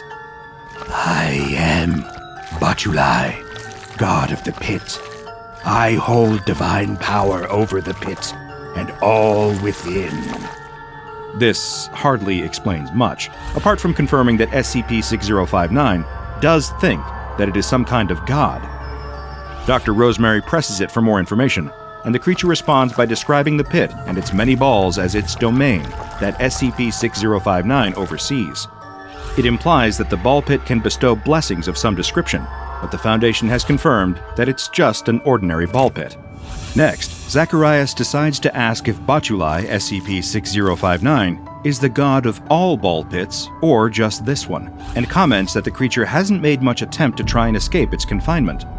SCP-6059 seems to take this personally, insisting that it is more than capable of leaving the pit, due to being all-powerful. Dr. Rosemary challenges it to do just that, to which SCP-6059 responds by reaching for one of the plastic balls. He urges the creature to make smart choices. Putting the ball back, it confirms that its domain is just the one ball pit it currently resides in. Dr. Rosemary pushes for more information, although SCP-6059 is reluctant to give answers. It needs some gentle encouragement, shying away when asked why this specific ball pit. But eventually, Zacharias coaxes answers out of the creature. It says it just woke up there one day. It came into being within the filth and waste lurking at the bottom of its pit. Then, Dr. Rosemary asked about the children. You see, SCP-6059 is the reason the strange cult-like group had gathered in the ball pit. It has the ability to spread some kind of influence that makes anyone under the age of 10 start to worship it. This usually occurs after around 20 minutes of being near SCP-6059 and leads to those affected to form a circle around the creature while praising its might and power, as well as throwing slices of Chuck E. Cheese pizza into the ball pit as sacrifices to SCP-6059. My divine servants, loyal subjects who sung my praises and brought me offerings. A god is nothing without followers. Followers spread word of your power and gain you influence. With followers, worshippers, you are remembered as mighty in the pantheon. With worshippers, you gain offerings, and you live forever. When Dr. Rosemary asks why children, the anomaly describes feeling a kinship with them. It's not hard to see why, given the creature's tendency to misbehave and overestimation of its own importance. Seeing Zacharias taking notes, SCP-6059 asks if the Doctor has become one of his supposed followers. After all, Dr. Rosemary has brought offerings of pizza and seems to be writing down stories about SCP-6059. I do not feel my influence working upon you, yet you perform the steps of worship regardless. Have you accepted the glory of the balls? Have you decided to become a follower of mine? Of course, Zacharias is just making notes of their interaction in the interest of research. He warns SCP-6059 not to overthink it before wrapping up the interview, once again leaving SCP-6059 alone in the ball pit. The security cameras observing the creature's chamber record it becoming irritable at being left alone. It throws more balls at the mesh for several hours in an attempt to get someone to pay it attention. Come back. Then, it sinks back beneath the plastic balls. The very next day, there is a significant difference in the following interaction between SCP-6059 and Dr. Rosemary. The creature actively requests to speak with the researcher. It wants to talk. Or maybe it wants the company, but can't quite articulate it. Agreeing to return to the ball pit as per SCP-6059's requests, although assuming the creature might just be wasting his time for attention, Dr. Rosemary is greeted with a confession. The anomaly explains it has been greatly bothered since their most recent meeting. SCP-6059 explains that previously it has been content with its domain, not wanting for anything other than the pit and the balls within. It was content, and had managed to garner a small cult of worshipping followers, but now it feels as if something is wrong. SCP-6059 continues, describing the time when it first awoke in the pit. Back then, SCP-6059 has a feeling, a need for something, but it doesn't know what, and there is nothing it can do to stop this strange, unfamiliar feeling. All the newly congealed amorphous creature knows is that it is a divine deity. Around it is the ball pit, its domain. Eventually, the anomaly meets the children, and thanks to its influence, they begin to worship it. And it's their kindness and sacrifices that make SCP-6059 feel important. But once its followers are gone, and SCP-6059 is found by the Foundation, that same negative feeling returns, until it meets Dr. Rosemary. As the creature continues to explain, it describes how upset it feels to be left alone in the pit, and that speaking with Zacharias can alleviate that feeling. Then, when the researcher leaves, the feeling comes back. It confuses and upsets a bewildered SCP-6059, but offers some words of comfort, and even another pizza. Dr. Rosemary explains that it's his job to take care of SCP-6059 and ensure the creature is okay. The anomalous blob rightly points out that he didn't have to come this time. After all, he could have ignored SCP-6059's request to talk. It wasn't required by the Foundation that Dr. Rosemary conduct an interview today. Zacharias puts it in simple terms that SCP-6059 can understand. He agreed to talk not because he has to, but to ensure the creature is all right and to learn more about it, but mostly because he understands SCP-6059 just needs a friend. To begin, SCP-6059 is unfamiliar with the concept. It's never had a friend before, only those that worship it because of its anomalous influence. Over time, the creature seems to have developed a sense of self-superiority because of this, believing itself to be a god. But Dr. Rosemary explains that a friend cares about someone not out of a need to worship them, but instead out of respect. Friends offer support or food or gifts to a friend in need, not out of obligation, but because it is the right thing to do. Zacharias tells SCP-6059 that friends listen to and care about each other not because they have to, but because they can. Are you my friend, Doctor? Naturally, Dr. Rosemary agrees, as long as that is something that SCP-6059 wants. In response, the creature playfully throws a plastic ball between the doctor's eyes. The year is 1630, and the city of London is bustling with new life. The streets are filled with people going about their daily lives, cramming into housing and businesses, and struggling to accommodate the rapidly increasing population, which has more than doubled in the previous 50 years. Among the new citizens of London is a dark figure who keeps to himself. A man in long black robes and a beaked mask, dressed like the plague doctors of the Black Death centuries before. The figure that will one day be known as SCP-049 has come to London town to embark on the next chapter of his life in his ongoing quest to solve the ills plaguing humanity. Though one might expect his appearance to make him stand out, most of the citizens surging through the city streets have far more important things on their minds than what the man in the mask might be up to. So he has managed to carve out a little sanctuary, an empty warehouse where he rests and works. When curiosity gets the better of him, he slinks down alleyways, avoiding crowds and listening for any whispered secrets he can catch from the shadows. It is on one of these outings that he hears tell of Henry Percy, also known as the Wizard Earl, a mysterious researcher of science and the occult, held in Martin Tower in the Tower of London. A man of wisdom and curiosity, pushing the boundaries of scientific study. That is just the sort of man that the Doctor has been hoping to meet and learn from here in this great city. The Plague Doctor swiftly abandons his sanctuary and makes his way to the Tower of London, where he makes swift work of the guards that would bar him from entry. He does not enjoy harming innocents, but alas, some sacrifices must be made in the pursuit of greater knowledge and understanding. Leaving a trail of bodies in his wake, the Plague Doctor makes his way into Martin Tower. Excuse me, sir. I apologize for the intrusion, but as a fellow academic, I wondered if I might speak with you. But as he enters the chamber, the Doctor finds that his polite introduction was wasted on an empty room. Wherever this Wizard Earl might be, he is not in his designated quarters. Fearing the worst, the Doctor searches for signs of a struggle, for bloodstains on the floor or overturned furniture, but everything appears to be in its rightful place. Where then could Henry Percy have gone? The Plague Doctor explores every inch of the tower, searching for any clues that might point him in the direction of the missing man. He inspects every item on every surface, pulls every book from every shelf, but as he pulls one particular book from its spot, the bookshelf appears to pop loose from the wall like a door opening. Indeed, it is a door, revealing a dark, winding stairway just beyond its secret opening. Ah, so this is where you have disappeared to. Truly, this Earl must be a clever man, a good ally to have in the battle against the pestilence. He follows the stairs down, down into a small room in the bowels of the tower. It is a sparse, barren room, with only a stack of journals and a large iron door. The Doctor spends hours searching for a lock or other mechanism to open the door, before turning to the journals left behind by the tower's occupant. There, he discovers the instructions for unlocking the iron gateway, directions he recognizes from his time studying alchemy. Fortunately, he has all of the necessary materials tucked away in his trusty doctor's bag, and he is able to effectively perform the esoteric procedure.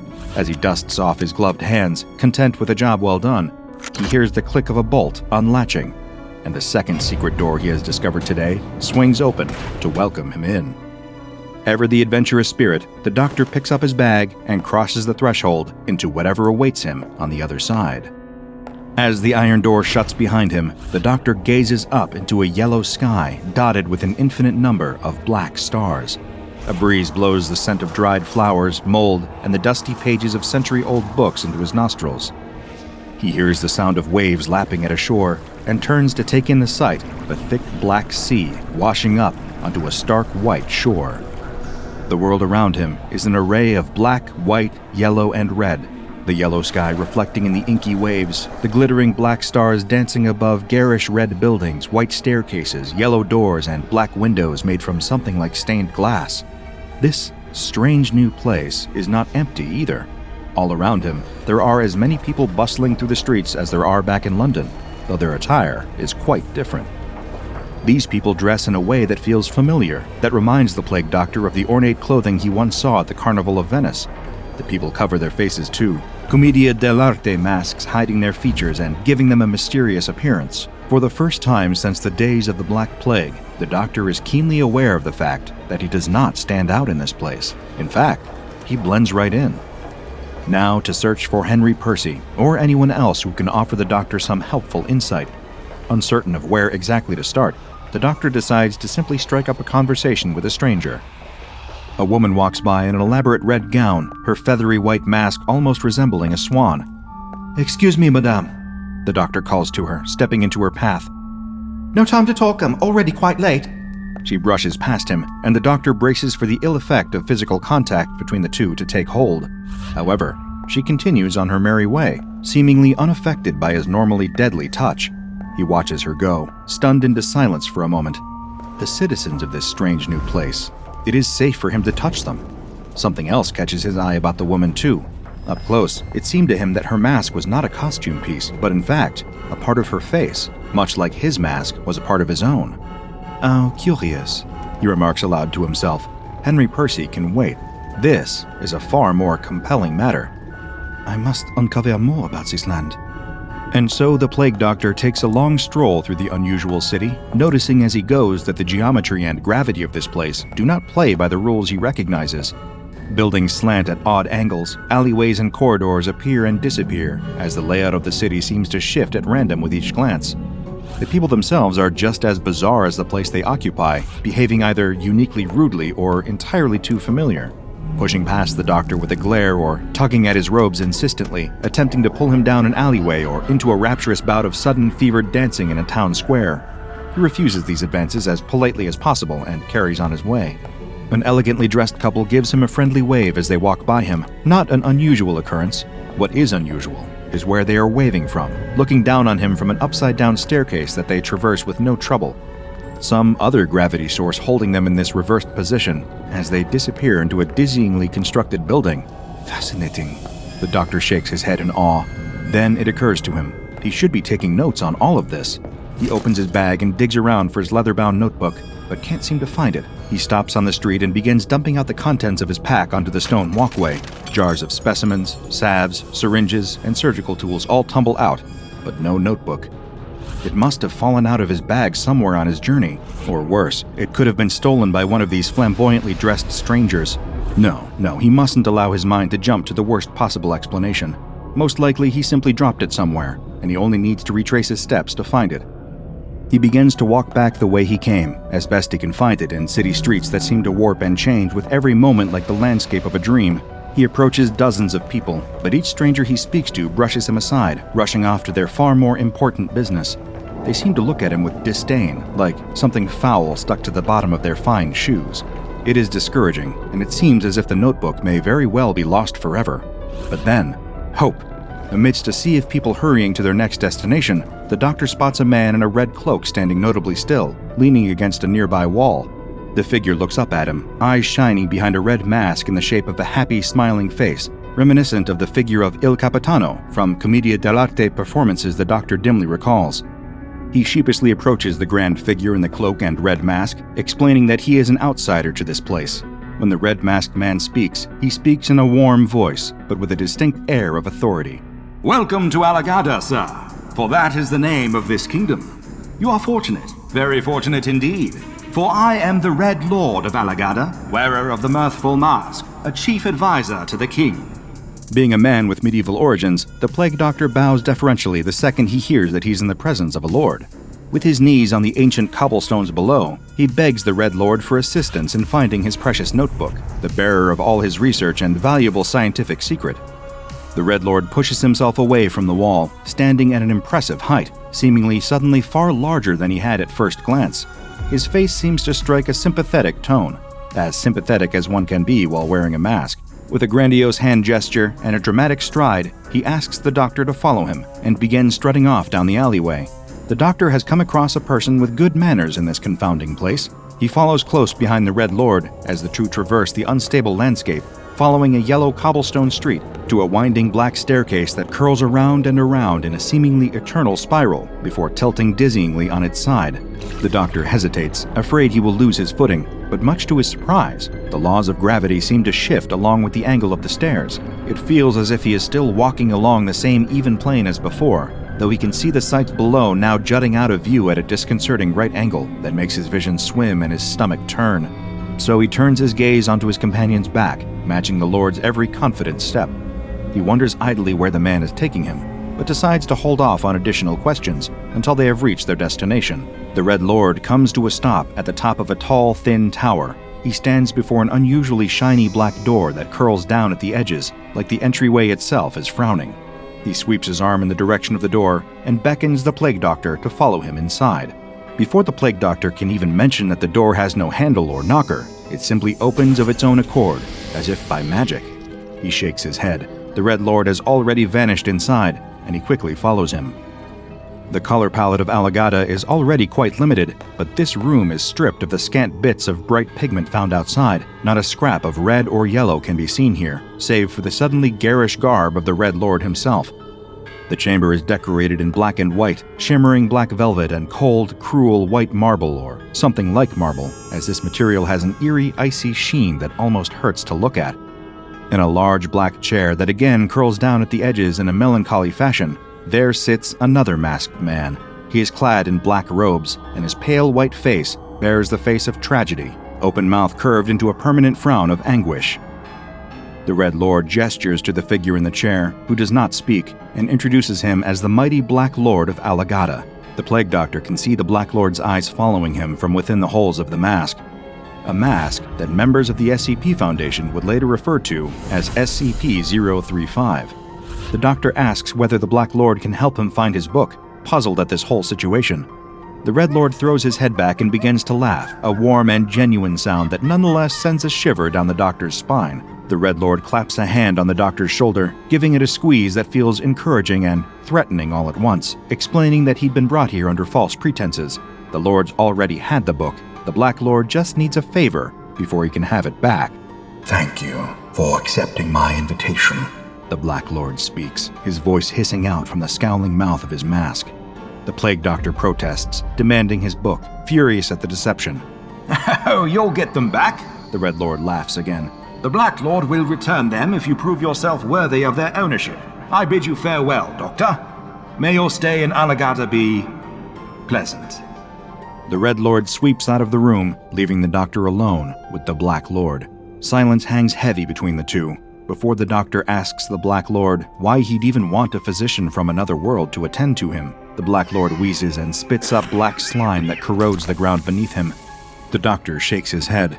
I am no miracle worker, only a simple doctor. I struggle to treat the ailments of my own world.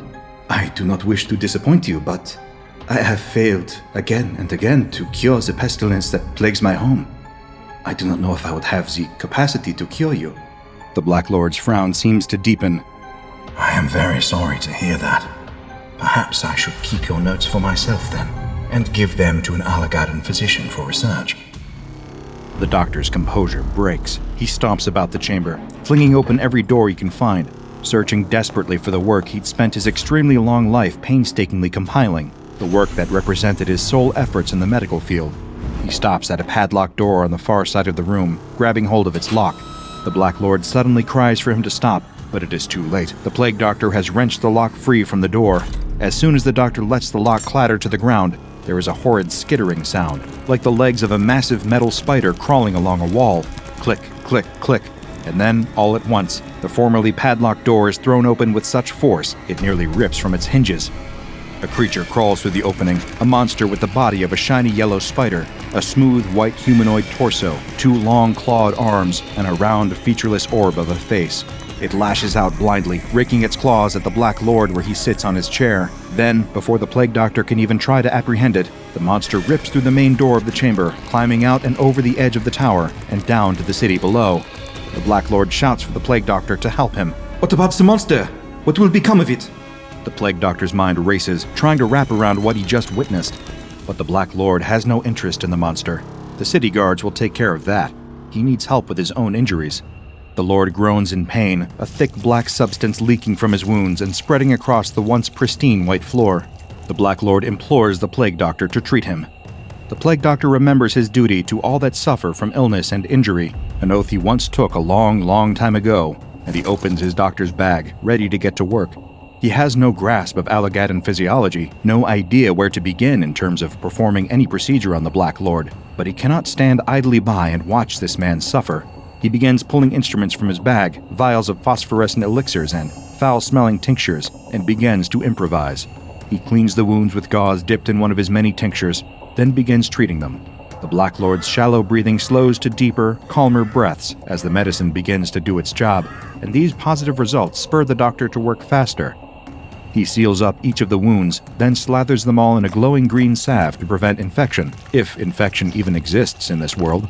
When the work is finished, the Black Lord sits up, seemingly to be completely recovered except for the visible stitches and the tearing of his robes. Thank you, Doctor. I stole from you, and yet you helped me anyway.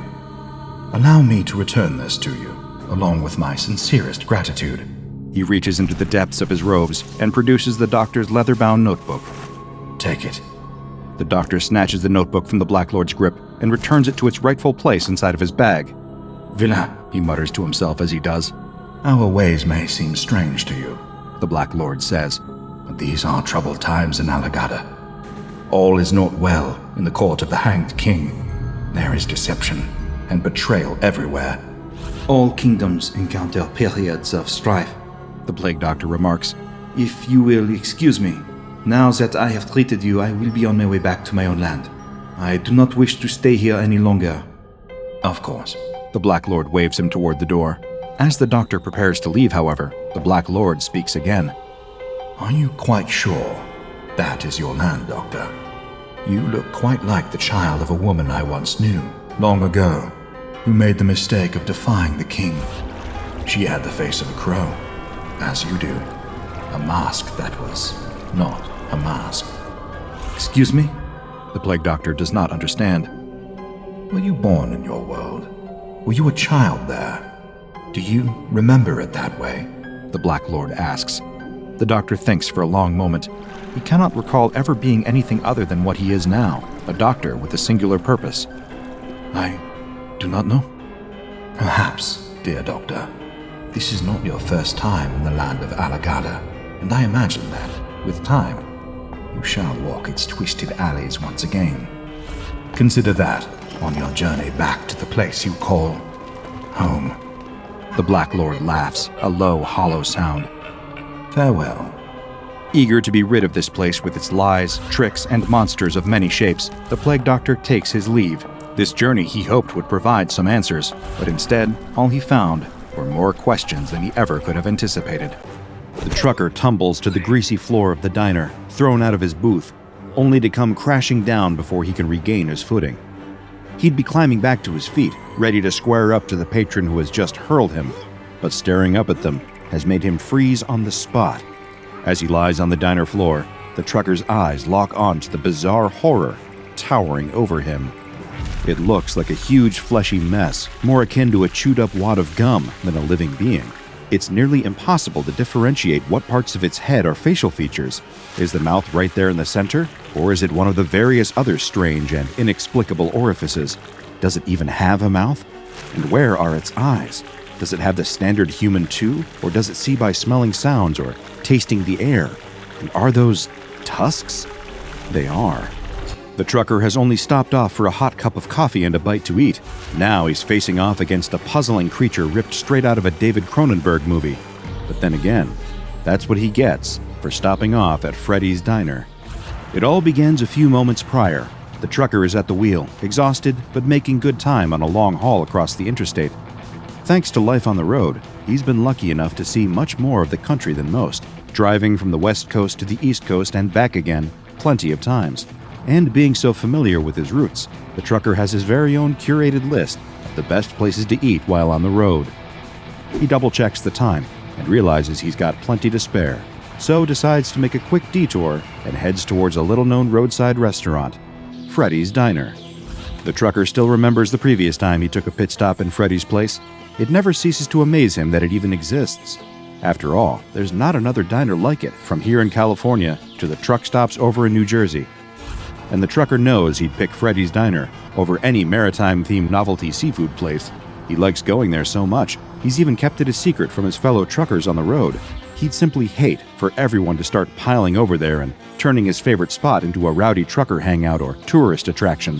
Pulling his truck up outside, the trucker locks the vehicle up securely and heads inside. From outside, it's just a calm, quiet-seeming place, a diner like any other in that stereotypical 1950s style.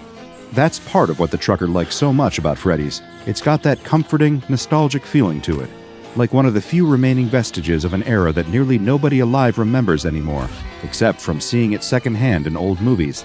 But despite it looking quiet, practically empty from the outside, stepping through the doors at Freddy's is like setting foot on another planet. The entrance isn't just the way into the restaurant, it's the access point to the trucker's other favorite part about visiting there: the people. At first, it seems normal.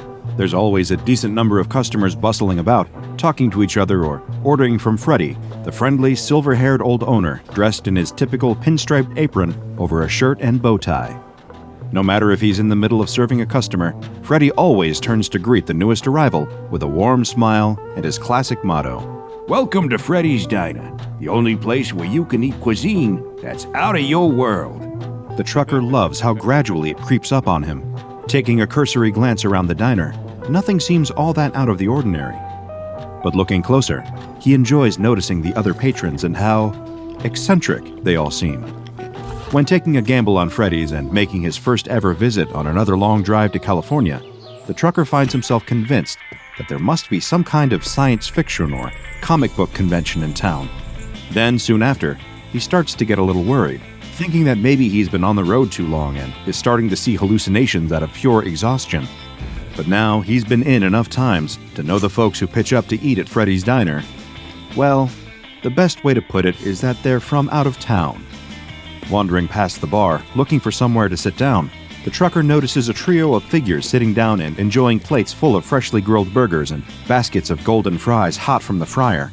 What does it matter that all three are wearing huge, bulky spacesuits with metal piping snaking down them and vents hissing out warm steam? They're just enjoying their meals after all. The trucker finds a vacant booth and sits down on the comfortable leather seat, scanning the diner for Freddy so he can order a coffee. Sitting across from him at the opposite booth, his eyes fall across a couple, smiling and giggling to each other as they chat. He's so caught up in their infectious positive vibes that he barely realizes how one of them has had her entire right arm replaced with an intricate cybernetic one, or that the other is entirely blue and has pointed ears.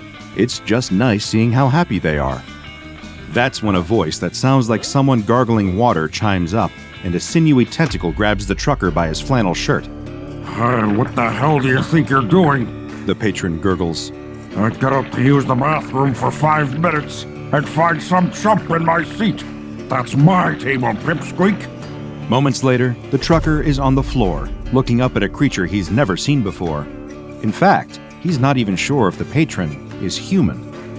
Judging by the chewing gum head and the disproportionate limbs protruding from random points across its blobby body, it's a safe bet that it isn't. The trucker stumbles towards the bar and asks Freddy for a cup of coffee, a strong one, to wake him up in case he's dreaming.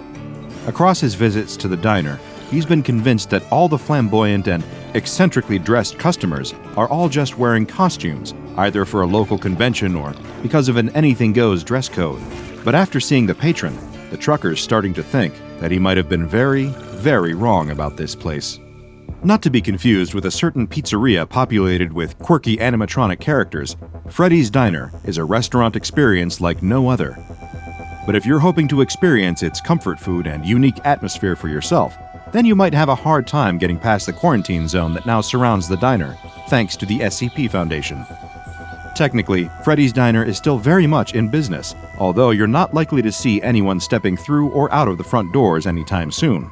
Well, not from this dimension, at least. Before it would go on to be known as SCP-1440, the SCP Foundation learns of this seemingly innocuous restaurant 2 months after it first appears. To begin, none of the people that live in the nearby area pay the place much mind. As far as they know, Freddy's Diner is just a harmless 50s-themed diner.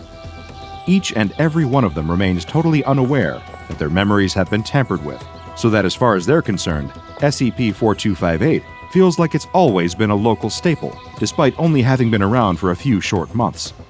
However, some new folks roll into town, and pretty soon the Foundation are getting rather suspicious about Freddy's Diner, thanks to abundant reports of a strange restaurant with weird cosplayers from the newcomers. They send in an undercover agent to investigate, making sure to be as subtle as possible. After all, at this point, there's still every possibility that Freddy's Diner really is just a hotspot for cosplayers and other eccentrically dressed individuals. But if only things were that simple. Inside, the agent is greeted by familiar, nostalgic surroundings. Circular seated bar stools, black and white tiled floors like a chessboard underfoot, a jukebox in one corner blaring out hits from the likes of Chuck Berry and Elvis Presley. Even the menu has all the old classics on there. Thick, frothy milkshakes served in tall glasses, Freshly made burgers and fries, the kind of food that fits the atmosphere of the 1950s. The thing that doesn't, of course, is the various, unusual customers that frequently eat at Freddy's Diner. Even without his extensive training in identifying anomalies, it doesn't take the Foundation's agent very long to realize that some of the people enjoying their meals inside SCP-4258 aren't all human. Some are. In fact, most of them do still resemble something close to humanoid. Although, upon closer inspection, it would appear that almost everyone in the diner has widely different physiology. Even those that look mostly human on the outside aren't a perfect match, at least by our standards. That's because everyone who visits Freddy's Diner has come from a completely different reality. SCP-4258 isn't your average diner. It's an interdimensional diner. People from all across the multiverse have made their way to this specific restaurant for a bite, and it's definitely popular with those that visit. Freddy's Diner might be the only restaurant that can claim to be multiversally loved, frequented by customers from multiple different dimensions all at once. Some days, you might see little more to indicate this than a few patrons wearing weird clothing, the kind that you've never seen before. A sight like that is easy to write off as a bizarre fashion statement after all. But on other days, when you find yourself enjoying a classically made milkshake at the bar, when a 6.5-foot anthropomorphic slime creature sits down on the stool next to you, then it becomes a bit more apparent that Freddy's Diner is anything but ordinary. And the agent sent to investigate the place by the Foundation quickly gets that very same impression during his first visit. Perhaps in an effort not to get swept up in the wondrous Mos Eisley Cantina energy of SCP-4258, the agent approaches the bar and begins to conduct an impromptu interview in the field. He talks directly with an old gentleman who appears to be running the place, the sole worker and owner of the establishment, the man the diner is named after, Freddy, although he'll later become known as SCP-4258-1. Freddy greets the agent with the same charming, well-mannered demeanor as all his customers, before the agent starts trying to get to the bottom of what exactly the place is. It's a diner, Freddy tells him after a quick chuckle. They don't have these in your dimension, kid? The agent clarifies that there are indeed similar diners elsewhere in this dimension, although they aren't quite like Freddy's. The owner reassured the agent that he's only kidding, and then delivers the diner's motto, which apparently took him a century to come up with. Welcome to Freddy's Diner, the only place where you can eat cuisine that's out of your world. Being well versed in the anomalous and aware of the existence of other universes, it doesn't take the agent very long to figure out that this diner acts as some form of multiversal junction point, a nexus where various different worlds can intersect. But Freddy points out that's not exactly entirely correct, but the agent has at least grasped some of the core principle. More than happy to converse with his new customer, Freddy explains that his diner exists in what is known as Todash space. This, according to him, is the space between dimensions, and the door to SCP-4258 does indeed connect to all sorts of drastically different realities. As the agent takes a look through the diner windows, he notices a change in the scenery. Where there was once the familiar setting of Earth, there is now a wide, sprawling desert that seems to stretch endlessly into the horizon and beyond. Just then, a tall humanoid figure wearing a mask steps into Freddy's diner, wrapped in extravagant robes. Freddy greets the newcomer as Quarelf. He's clearly a regular customer. The agent returns to questioning the old man, curious as to how the diner actually functions, and hoping to gain as much intelligence on the matter as possible for the SCP Foundation. One of the main questions the agent wants answered is, if Freddy's diner exists between dimensions, how can the customers possibly pay for their meals? After all, even on Earth, there are multiple forms of currency with different competing values. Across an infinite number of entire universes, there's hardly going to be one multiversally accepted form of payment. But luckily, Freddy has an answer, even if it is a little abstract.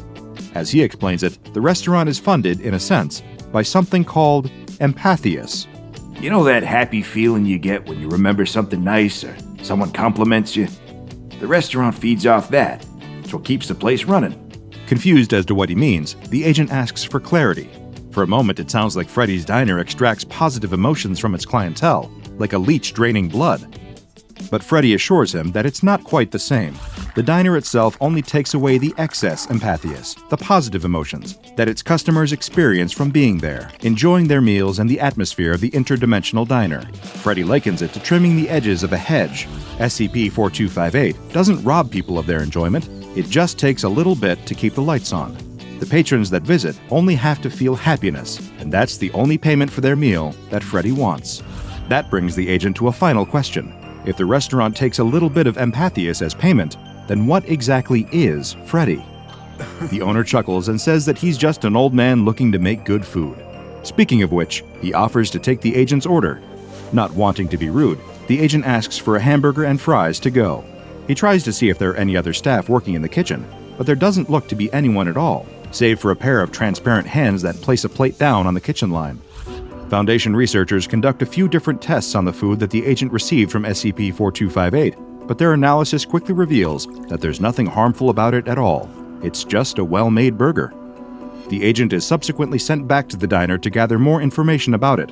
This time, he's given instructions from the Foundation to change up his approach and speak with some of the customers instead, to see what they think of Freddy's Diner. After all, despite his friendly demeanor, the old man could always be a liar, trying to cover up a more sinister nature to his restaurant, so he can lure in more unsuspecting people from across the multiverse. Although the agent has little reason to suspect anything untoward about SCP-4258, the Foundation is nothing if not thorough. During his second visit, the agent sits down with one of the customers enjoying a meal at Freddy's Diner, a humanoid being whose body is composed entirely of different types of stone. Just from a cursory glance, there looks to be a mixture of basalt, granite, and limestone all over the entity, who introduces itself as Rock. The agent starts by remarking that the creature has a very interesting name. Everyone on Rock's world is named Rock. Pushing for more information on the creature's universe, the agent decides to ask if Rock's homeworld has a name, to which the reply is Rock. As far as the agent can attain from Rock's fairly blunt description, the stone entity originates from a universe that lacks any life forms with flesh and blood bodies, or squishies, as Rock refers to them. It also states, with a similar lack of descriptive detail, that its home universe also lacks anything resembling vegetation. There are no trees or plants, which means that the denizens of this dimension only eat Rock. Very delicious, yes. The agent submits a proposal to the Foundation for a third visit to Freddy's Diner, writing in his report that his latest interview has proven to be completely useless. Although it does at least provide one interesting detail about SCP-4258, besides all the facts about rocks. It seems that everyone within Freddy's Diner, regardless of which dimension they originate from, is capable of understanding each other. It's almost like a multiversal translator is in effect within the restaurant itself to make it easier for Freddy and his patrons to communicate. Returning to SCP-4258 for a third time, the agent finds himself striking up a conversation with a rather familiar face. His own. Against the improbable odds of infinite different people across an infinite number of universes in an endless multiverse, the Foundation agent happens to bump into one of his own counterparts from an alternate reality. And for the most part, this alternate agent seems to be from a universe that is practically identical to the first agent's. The two men sit down and begin to have a friendly discussion almost immediately after entering Freddy's Diner. After all, it's likely that nobody else in the establishment is as familiar with each other as the pair of them are.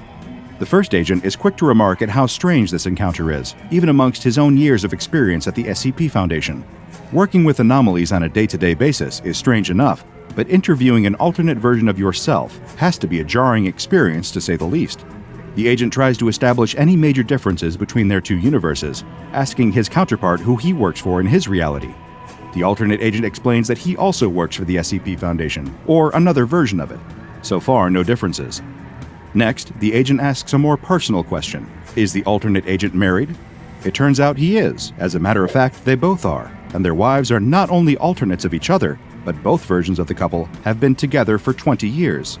Next, the agent asks his interdimensional doppelganger to describe his world in more detail. More than happy to oblige, the alternate agent describes that in his universe, it is currently the 21st century. Most of the socio-economic issues faced in this dimension are the same as this one. Political corruption is rife. There are shortages of essentials like food and water in many countries, along with various other problems. But, the alternate remarks, there are good things there too, like Shark Week. That sounds fairly close to our world, the agent observes. Seems like there aren't any noticeable differences between the two. Guess not. Pretty funny, huh? His alternate reality counterpart replies. It is at this point during the interview that Freddy comes over to give the alternate agent his order. A burger and fries, presented in delicious fashion on a plate. Awesome, thanks Fred, the alternate agent says, before turning to his food. Time to chow down. Then, the alternate agent's jaw proceeds to unhinge, revealing multiple rows of razor-sharp teeth hidden behind the front-facing human set. He lifts up the plate and begins to violently consume the burger and fries he ordered. Having devoured the meal in a matter of minutes, the alternate agent then eats the plate his food was set out on, crunching down chunks of ceramic. Returning to the Foundation, the first agent later requests to be administered with amnestics. His request is denied. The mobile task agent weeps in terror as the nightmarish cartoon figures surround him in the middle of the bright pink, whimsical town pulled out of your childhood fever dreams. Deformed childhood beasts drink greedily from a fountain overflowing with blood. But the agent doesn't fear them. He fears Mr. Hister, the huge looming figure in the yellow cloak, brimming with tendrils, and that awful face beneath the hood, smiling its rotting smile. All around them, children stand trance-like for the ceremony, ready to receive their final judgment, as up above, a door made of mirror floats, surrounded by the suspended floating bodies of the people who weren't so lucky. Mr. Hister leans in. He's got a question to ask, and if the MTF agent can't answer it, something horrible beyond imagination is going to happen to him. That's just how it is when you're dealing with SCP-5853. SCP-5853 refers to a line of packaged Taffy candies. Each package contains 2 candies, one blue with a raspberry flavor and one red with a cherry flavor. The blue candy appears to have no anomalous effects or adverse effects at all, aside from getting stuck in one's teeth. However, the red candy is a different story. Anyone who consumes the red candy and recites a key phrase will be teleported to an extra-dimensional shape, seemingly identical to the location of Ticky Taffy Town, a 90s-era television show that advertised the candy and has been designated SCP-5853-A. It was the UIU, a branch of the FBI specialized in investigating paranormal occurrences, who first identified the anomaly after they noticed a correlation between the airing of SCP-5853-A episodes and the disappearances of children. The show and its corresponding candy have been linked to approximately 3,500 child disappearances between the years of 1994 and 1999. As the UIU looked into unexplained disappearances during these years, a peculiar pattern began to emerge among several cases. The missing child was most recently seen in or entering a kitchen pantry.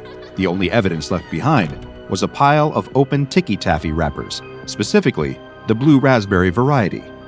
Shortly before their disappearance, the child was watching an episode of the show featuring the character Mr. Hister, and the missing child's parent could hear the show's theme music just before the child vanished. After a UIU operative's child joined the list of missing kids, the case was turned over to the SCP Foundation, along with all of the UIU's findings up to that point. Though episodes of Ticky Taffy Town can no longer be accessed by the public or by anyone outside of specific Foundation-approved testing, there are descriptions of the show's 5 main characters, or entities, included in the official file. They range from standard children's entertainment fare to imagery that is deeply disturbing. First, there is the fatherly, patient Mr. Squibbles, a bipedal humanoid with the head of a plush octopus and a wardrobe consisting of khaki trousers and a red sweater vest. He is responsible for imparting each episode's lesson. Next, there is Mrs. Bobble, a stereotypical clown with blue hair, white makeup, a red nose, and oversized, multicolored clothing. She acts as the questioner of the episode's theme or lesson, raising these questions with Mr. Squibbles. The source of mischief in Ticky Taffy Town is Kizzywink, a small entity resembling a bipedal feline with humanoid hands and an oversized head. Though the entity is mischievous, it is also benign and largely childlike in its behavior. Kizzywink has a companion named Franzipans, a small, round, plushy avian with a hammer in place of its beak. Acting as an annoying sidekick to Kizzywink, the entity will fly around the screen and hit the other entities with its hammer beak as a form of slapstick comedy. And then there is the infamous Mr. Hister. This entity is not depicted as overtly hostile, but its appearance is the most troubling in the show. This humanoid entity stands approximately 2.3 meters tall and wears a long, golden yellow robe with a hood. The entity propels itself through the world with tentacles that emerge from beneath its cloak. Any attempts to produce an official description of the entity's face have proven difficult, due to the notable video distortion effect caused when the entity enters the frame. The closest current description of its face describes it as resembling a misshapen, tumorous human skull. A standard Mr. Hister episode of SCP-1440-A begins like most children's shows, with vivid colors, pleasant lighting, and cheerful music, as the main cast teaches standard lessons such as how to tie your shoes, why it's important to brush your teeth, and the value of honesty. When Mr. Hister enters the frame, however, everything changes. The video quality dulls, the colors become oversaturated to the point of becoming almost nausea-inducing, and the contrast decreases dramatically. The visuals aren't the only thing that change in Mr. Hister's presence. The subject matter also shifts in tone, as Mr. Hister torments the rest of the characters with nihilistic and distressing lessons such as, "Your parents will soon die, and so will you, and I feel nothing but the nothingness," or the particularly evocative, "You may not believe in the slaughter, but the slaughter believes in you." When Mr. Hister leaves the scene, he always recites this phrase, "I shall now be departing to the land of right, with the truth of red to be my might." This phrase is thought to be related to the various child disappearances attributed to the show. On January 4, 2000, lead researcher Frank Monroe conducted the first test involving SCP-5853-A. Accompanied by junior researchers Tracy Klaus and Morgan Eskew, and supervised by Ethics Committee consultant Jennifer Lamb, Monroe began the test with D-Class 643980 restrained to a detainment chair in the middle of an observation room, placed in front of a television set. D-643980 was also hooked up to standard medical equipment to measure his vitals, while the junior researchers scanned infrared, ultraviolet, and other frequency wavelengths of the television program for any anomalous activity. With this setup in place, lead researcher Monroe signaled for the test to begin. The television was switched on and began to play Ticky Taffy Town Season 1, Episode 3, the first on-screen appearance of Mr. Hister. As the episode began, everything proceeded normally, aside from a small increase in Hume levels. As it progressed, however, the D-Class became increasingly agitated, his heart rate and perspiration increasing. He demanded to know why the show was chosen, explaining that he had childhood memories of the program. His younger brother used to watch the show all the time, until he disappeared. Upon hearing this, Ethics Committee consultant Jennifer Lamb became visibly distressed, but advised the research team to proceed with the test in spite of this unforeseen emotional component. After the episode finished, D-643980 was freed from his torso restraints and given a microphone, earpiece, receiver, and shoulder camera mount. He was then given a package of SCP-5853, at which point he remarked that he ate them as a child, but only ever ate the raspberry flavor, while his brother preferred the cherry. He was instructed to eat the cherry piece, then recite the phrase, "Flesh is not the truth." At this point, the theme song of Ticky Taffy Town filled the room, and the D-Class vanished from sight, disappearing from the observation room altogether. Dr. Monroe was able to maintain communication with D-643980 via the microphone and receiver, and the research team monitored his video feed. The D-Class began in a dark place, with one single stream of light splitting the center field of view. After some resistance, he continued into the unknown, stumbling out of Mr. Squibble's treasure chest. Upon exiting the chest, the larger landscape could be seen, an exact replica of the Ticky Taffy Town set, with a blank white backdrop covering any areas not usually seen by the audience. As the members of the main cast, with the exception of Mr. Hister, entered the area, the D-Class hid in the chest. The four chattered excitedly about an upcoming town meeting before Mr. Squibbles opened the chest and discovered the D-Class hiding inside. He was instructed to engage with the entities until the Foundation could come up with an appropriate extraction plan. The D-Class became distressed and swore, prompting Mrs. Bobble to turn a glowing red until Mr. Squibbles calmed her down. Kizzy Wink asked the D-Class his name, and he answered that it was Davy. At this point, the entities instructed Davy to follow them to the town meeting, where he would be their esteemed guest. Together, they left the house, entering an area made up of the miniature town from the show's opening sequence, only grown to full scale. In the background was the same vacant white backdrop, as well as seemingly infinite copies of the same town landscape. Davy and the group followed a long road toward a cobblestone town square.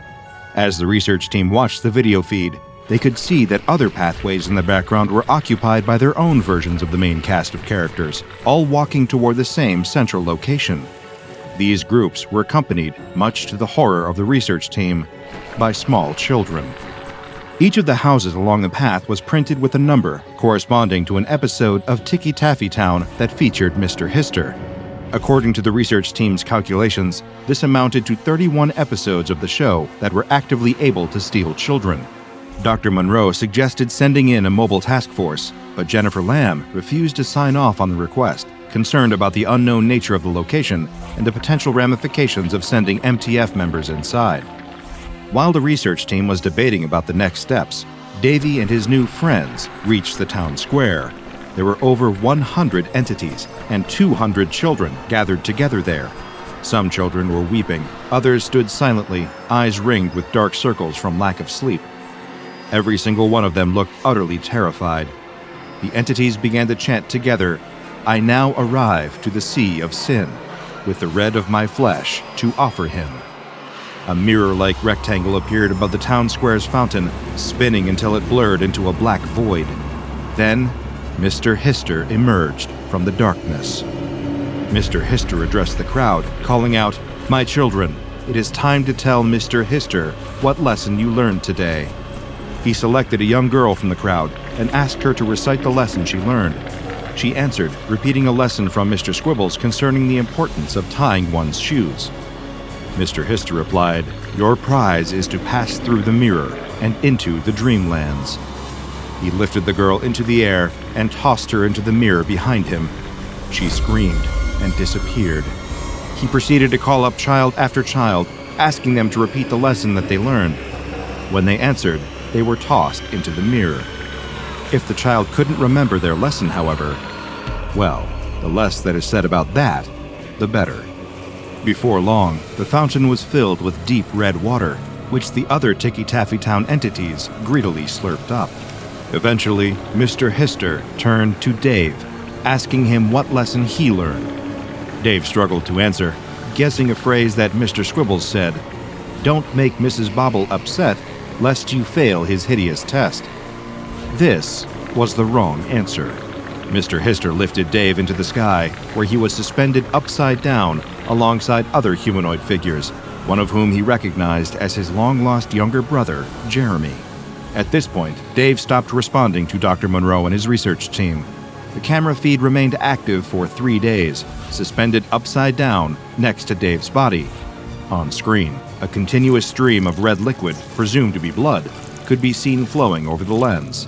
The feed was cut short, and Dave was presumed lost. As harrowing as it was, this initial test provided the SCP Foundation with some vital information on the inner workings of SCP-5853-A. They were able to determine that, depending on the answer a stolen victim gives, they will be able to affect their own fate. If the victim answers Mr. Hister's question, "What did you learn today?" with the intended lesson imparted in the episode, they will be passed through the mirror. What awaits them beyond it, no one but Mr. Hister knows, but it is unlikely to be anything good. If the victim answers with a lesson they learned while inside of the extra-dimensional space, they will be left to hang upside down with Dave and the rest of those suspended in the air. If they don't remember, or lie about forgetting their lesson, they will be consumed by the entities. But there is one way out. If the victim answers by repeating or summarizing Mr. Hister's darker lesson from the episode, the victim will be released from the extra-dimensional space and transported back to the place they vanished from. For example, UIU Agent Mathis's son, Thomas, reappeared in the kitchen pantry of his home on January 8, 2000, after he did just that. Following the D-Class exploration of Ticky Taffy Town, Dr. Monroe reached out to Jennifer Lamb, requesting that she reconsider her decision to decline MTF operations in the area. She refused to change her mind, telling him to scan media spaces, recall the candy, and call it a day. With the Ethics Committee refusing to approve MTF action, Dr. Monroe instead reached out to his friend, Terrence Bazarian, who occupied an MTF Alpha position. He managed, via appealing to Terrence's role as a parent, to convince him to agree to an off-books, 3-man mission into the spatial anomaly of SCP-5853-A. The small, unofficial mobile task force began its operation on January 20th, 2000. Frank Monroe served as commanding officer. Terrence Bazarian acted as team lead, Alpha, Robert Falk as right flank, Charlie, and Mohammed Al-Abi as left flank, Delta. Each member of the team was instructed to consume a piece of cherry-flavored Ticky Taffy and recite the phrase, "You may not believe in the slaughter, but the slaughter believes in you." Soon after, all 3 men were transported into the world of SCP-5853-A. They climbed out of the toy chest to find the cartoonish kitchen, the busily decorated living room, and the door to the outside area. The MTF team got to work investigating the area immediately, making note of the fact that all of the items in the house were fake, simply props for a children's show. The door to the set began to open, and the 3 MTF members hid out of sight. Monroe warned them to not under any circumstances engage with the entities in any way. The cast, with the exception of Mr. Hister, entered the room and began checking the area for signs of new children transported to the world. Alpha was discovered first and opened fire on Mr. Squibbles, who stumbled backward, leaking brown fluid until it collapsed. The remaining entities began to scream as the area dimmed to black. Suddenly, everything was dark and silent. The MTF feed switched to night vision as Delta, Charlie, and Alpha began to explore the area. Monroe ordered them to get to the town center as fast as possible and tell Mr. Hister the key phrase so that they could be transported back to the SCP Foundation site. As he delivered the instructions, his audio feed began to degrade until the MTF officers could no longer hear him. Left alone in Ticky Taffy Town, they had to proceed on their own. As the officers resumed motion, Franzipans flew at Charlie's head at top speed, its hammer beak colliding with the man's head and sending him careening into a nearby wall. The impact was fatal, and Agent Charlie collapsed to the ground, dead.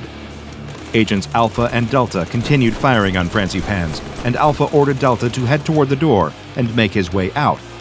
When he reached the door, however, Mr. Squibbles was waiting on the other side. It grabbed Agent Delta as an instance of Kizzywink used its claws to kill him.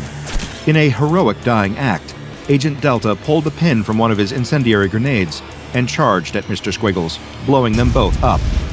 Agent Alpha was the only one left standing, alone with Mrs. Bobble the clown. She charged at Alpha as he fired a grenade round that subdued her. Taking his moment, Alpha escaped the building, navigating his way through the pitch-black landscape. Alpha used his night vision view to navigate a narrow path toward a single light in the distance. He walked for approximately 182 minutes, at which point he remarked on the sensation of the path deepening, lengthening, and pulling him down. He began to approach the town square before everything faded to static. When Alpha's video feed returned, he was standing in front of a white wooden door. He reached out to open it and spotted a woman that appeared to be Jessie Bazarian, his wife, sitting in a rocking chair and humming a lullaby to the infant in her arms. He attempted to speak to her, but she addressed him in the manner of Mr. Hister, saying, "See the mirror, through the mirror. The mirror is the only salvation. Salvation achieved by sacrifice to he who is divine among the dreamlands. Release yourself through the mirror. Ascend through the mirror. Transcend through the mirror." Alpha screamed, collapsing to the ground. When he regained consciousness, he was face to face with Mr. Hister himself. The entity smugly asked, "Terrence, what did you learn today?" Rather than reciting the key phrase and attempting to return home, Alpha pulled the pin from his remaining grenade and let it fall to the ground.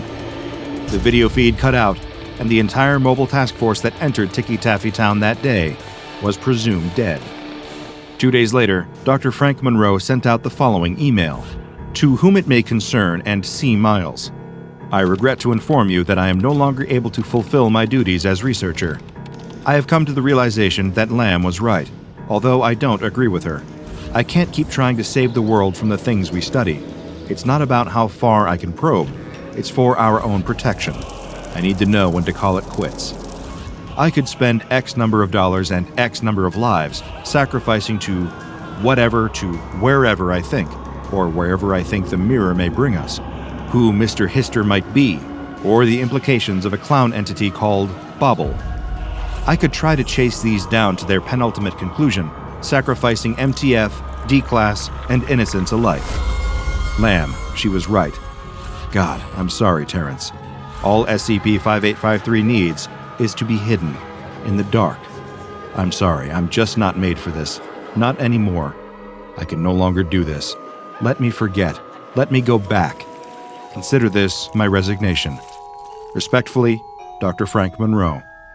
After a review by the O5 Council, Dr. Monroe's resignation request was denied. All SCP-5853 products have been publicly recalled. Any instances of SCP-5853 are to be kept in a standard containment unit in Secure Facility 64, Wing F.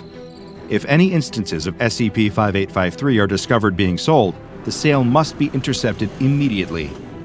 Every episode of SCP-5853-A has been removed from the air, and television broadcasts and online video sites must be scanned regularly in order to prevent further spread of the materials. No Foundation personnel, including D-Class, that have or are considered having children may be assigned to SCP-5853. The SCP Foundation has attempted to uncover the identities of production staff and actors from the show, but so far, the investigation has turned up nothing but dead leads. A close analysis of the show's credits showed that, rather than a list of staff that worked on the episode, they consist of a constantly growing list of names. These names include those of children reported missing, as well as individuals yet to be identified. On January 23, 2000, the names Robert Falk, Mohammed Al-Abi, Terrence Bazarian, and Frank Monroe were added. Frank Monroe was pronounced missing in action, and to this day, has never been found. Check out the DrBob Patreon and become a junior researcher today. Now go and watch another entry from the files of Dr. Bob, like SCP-1357, The Children's Park.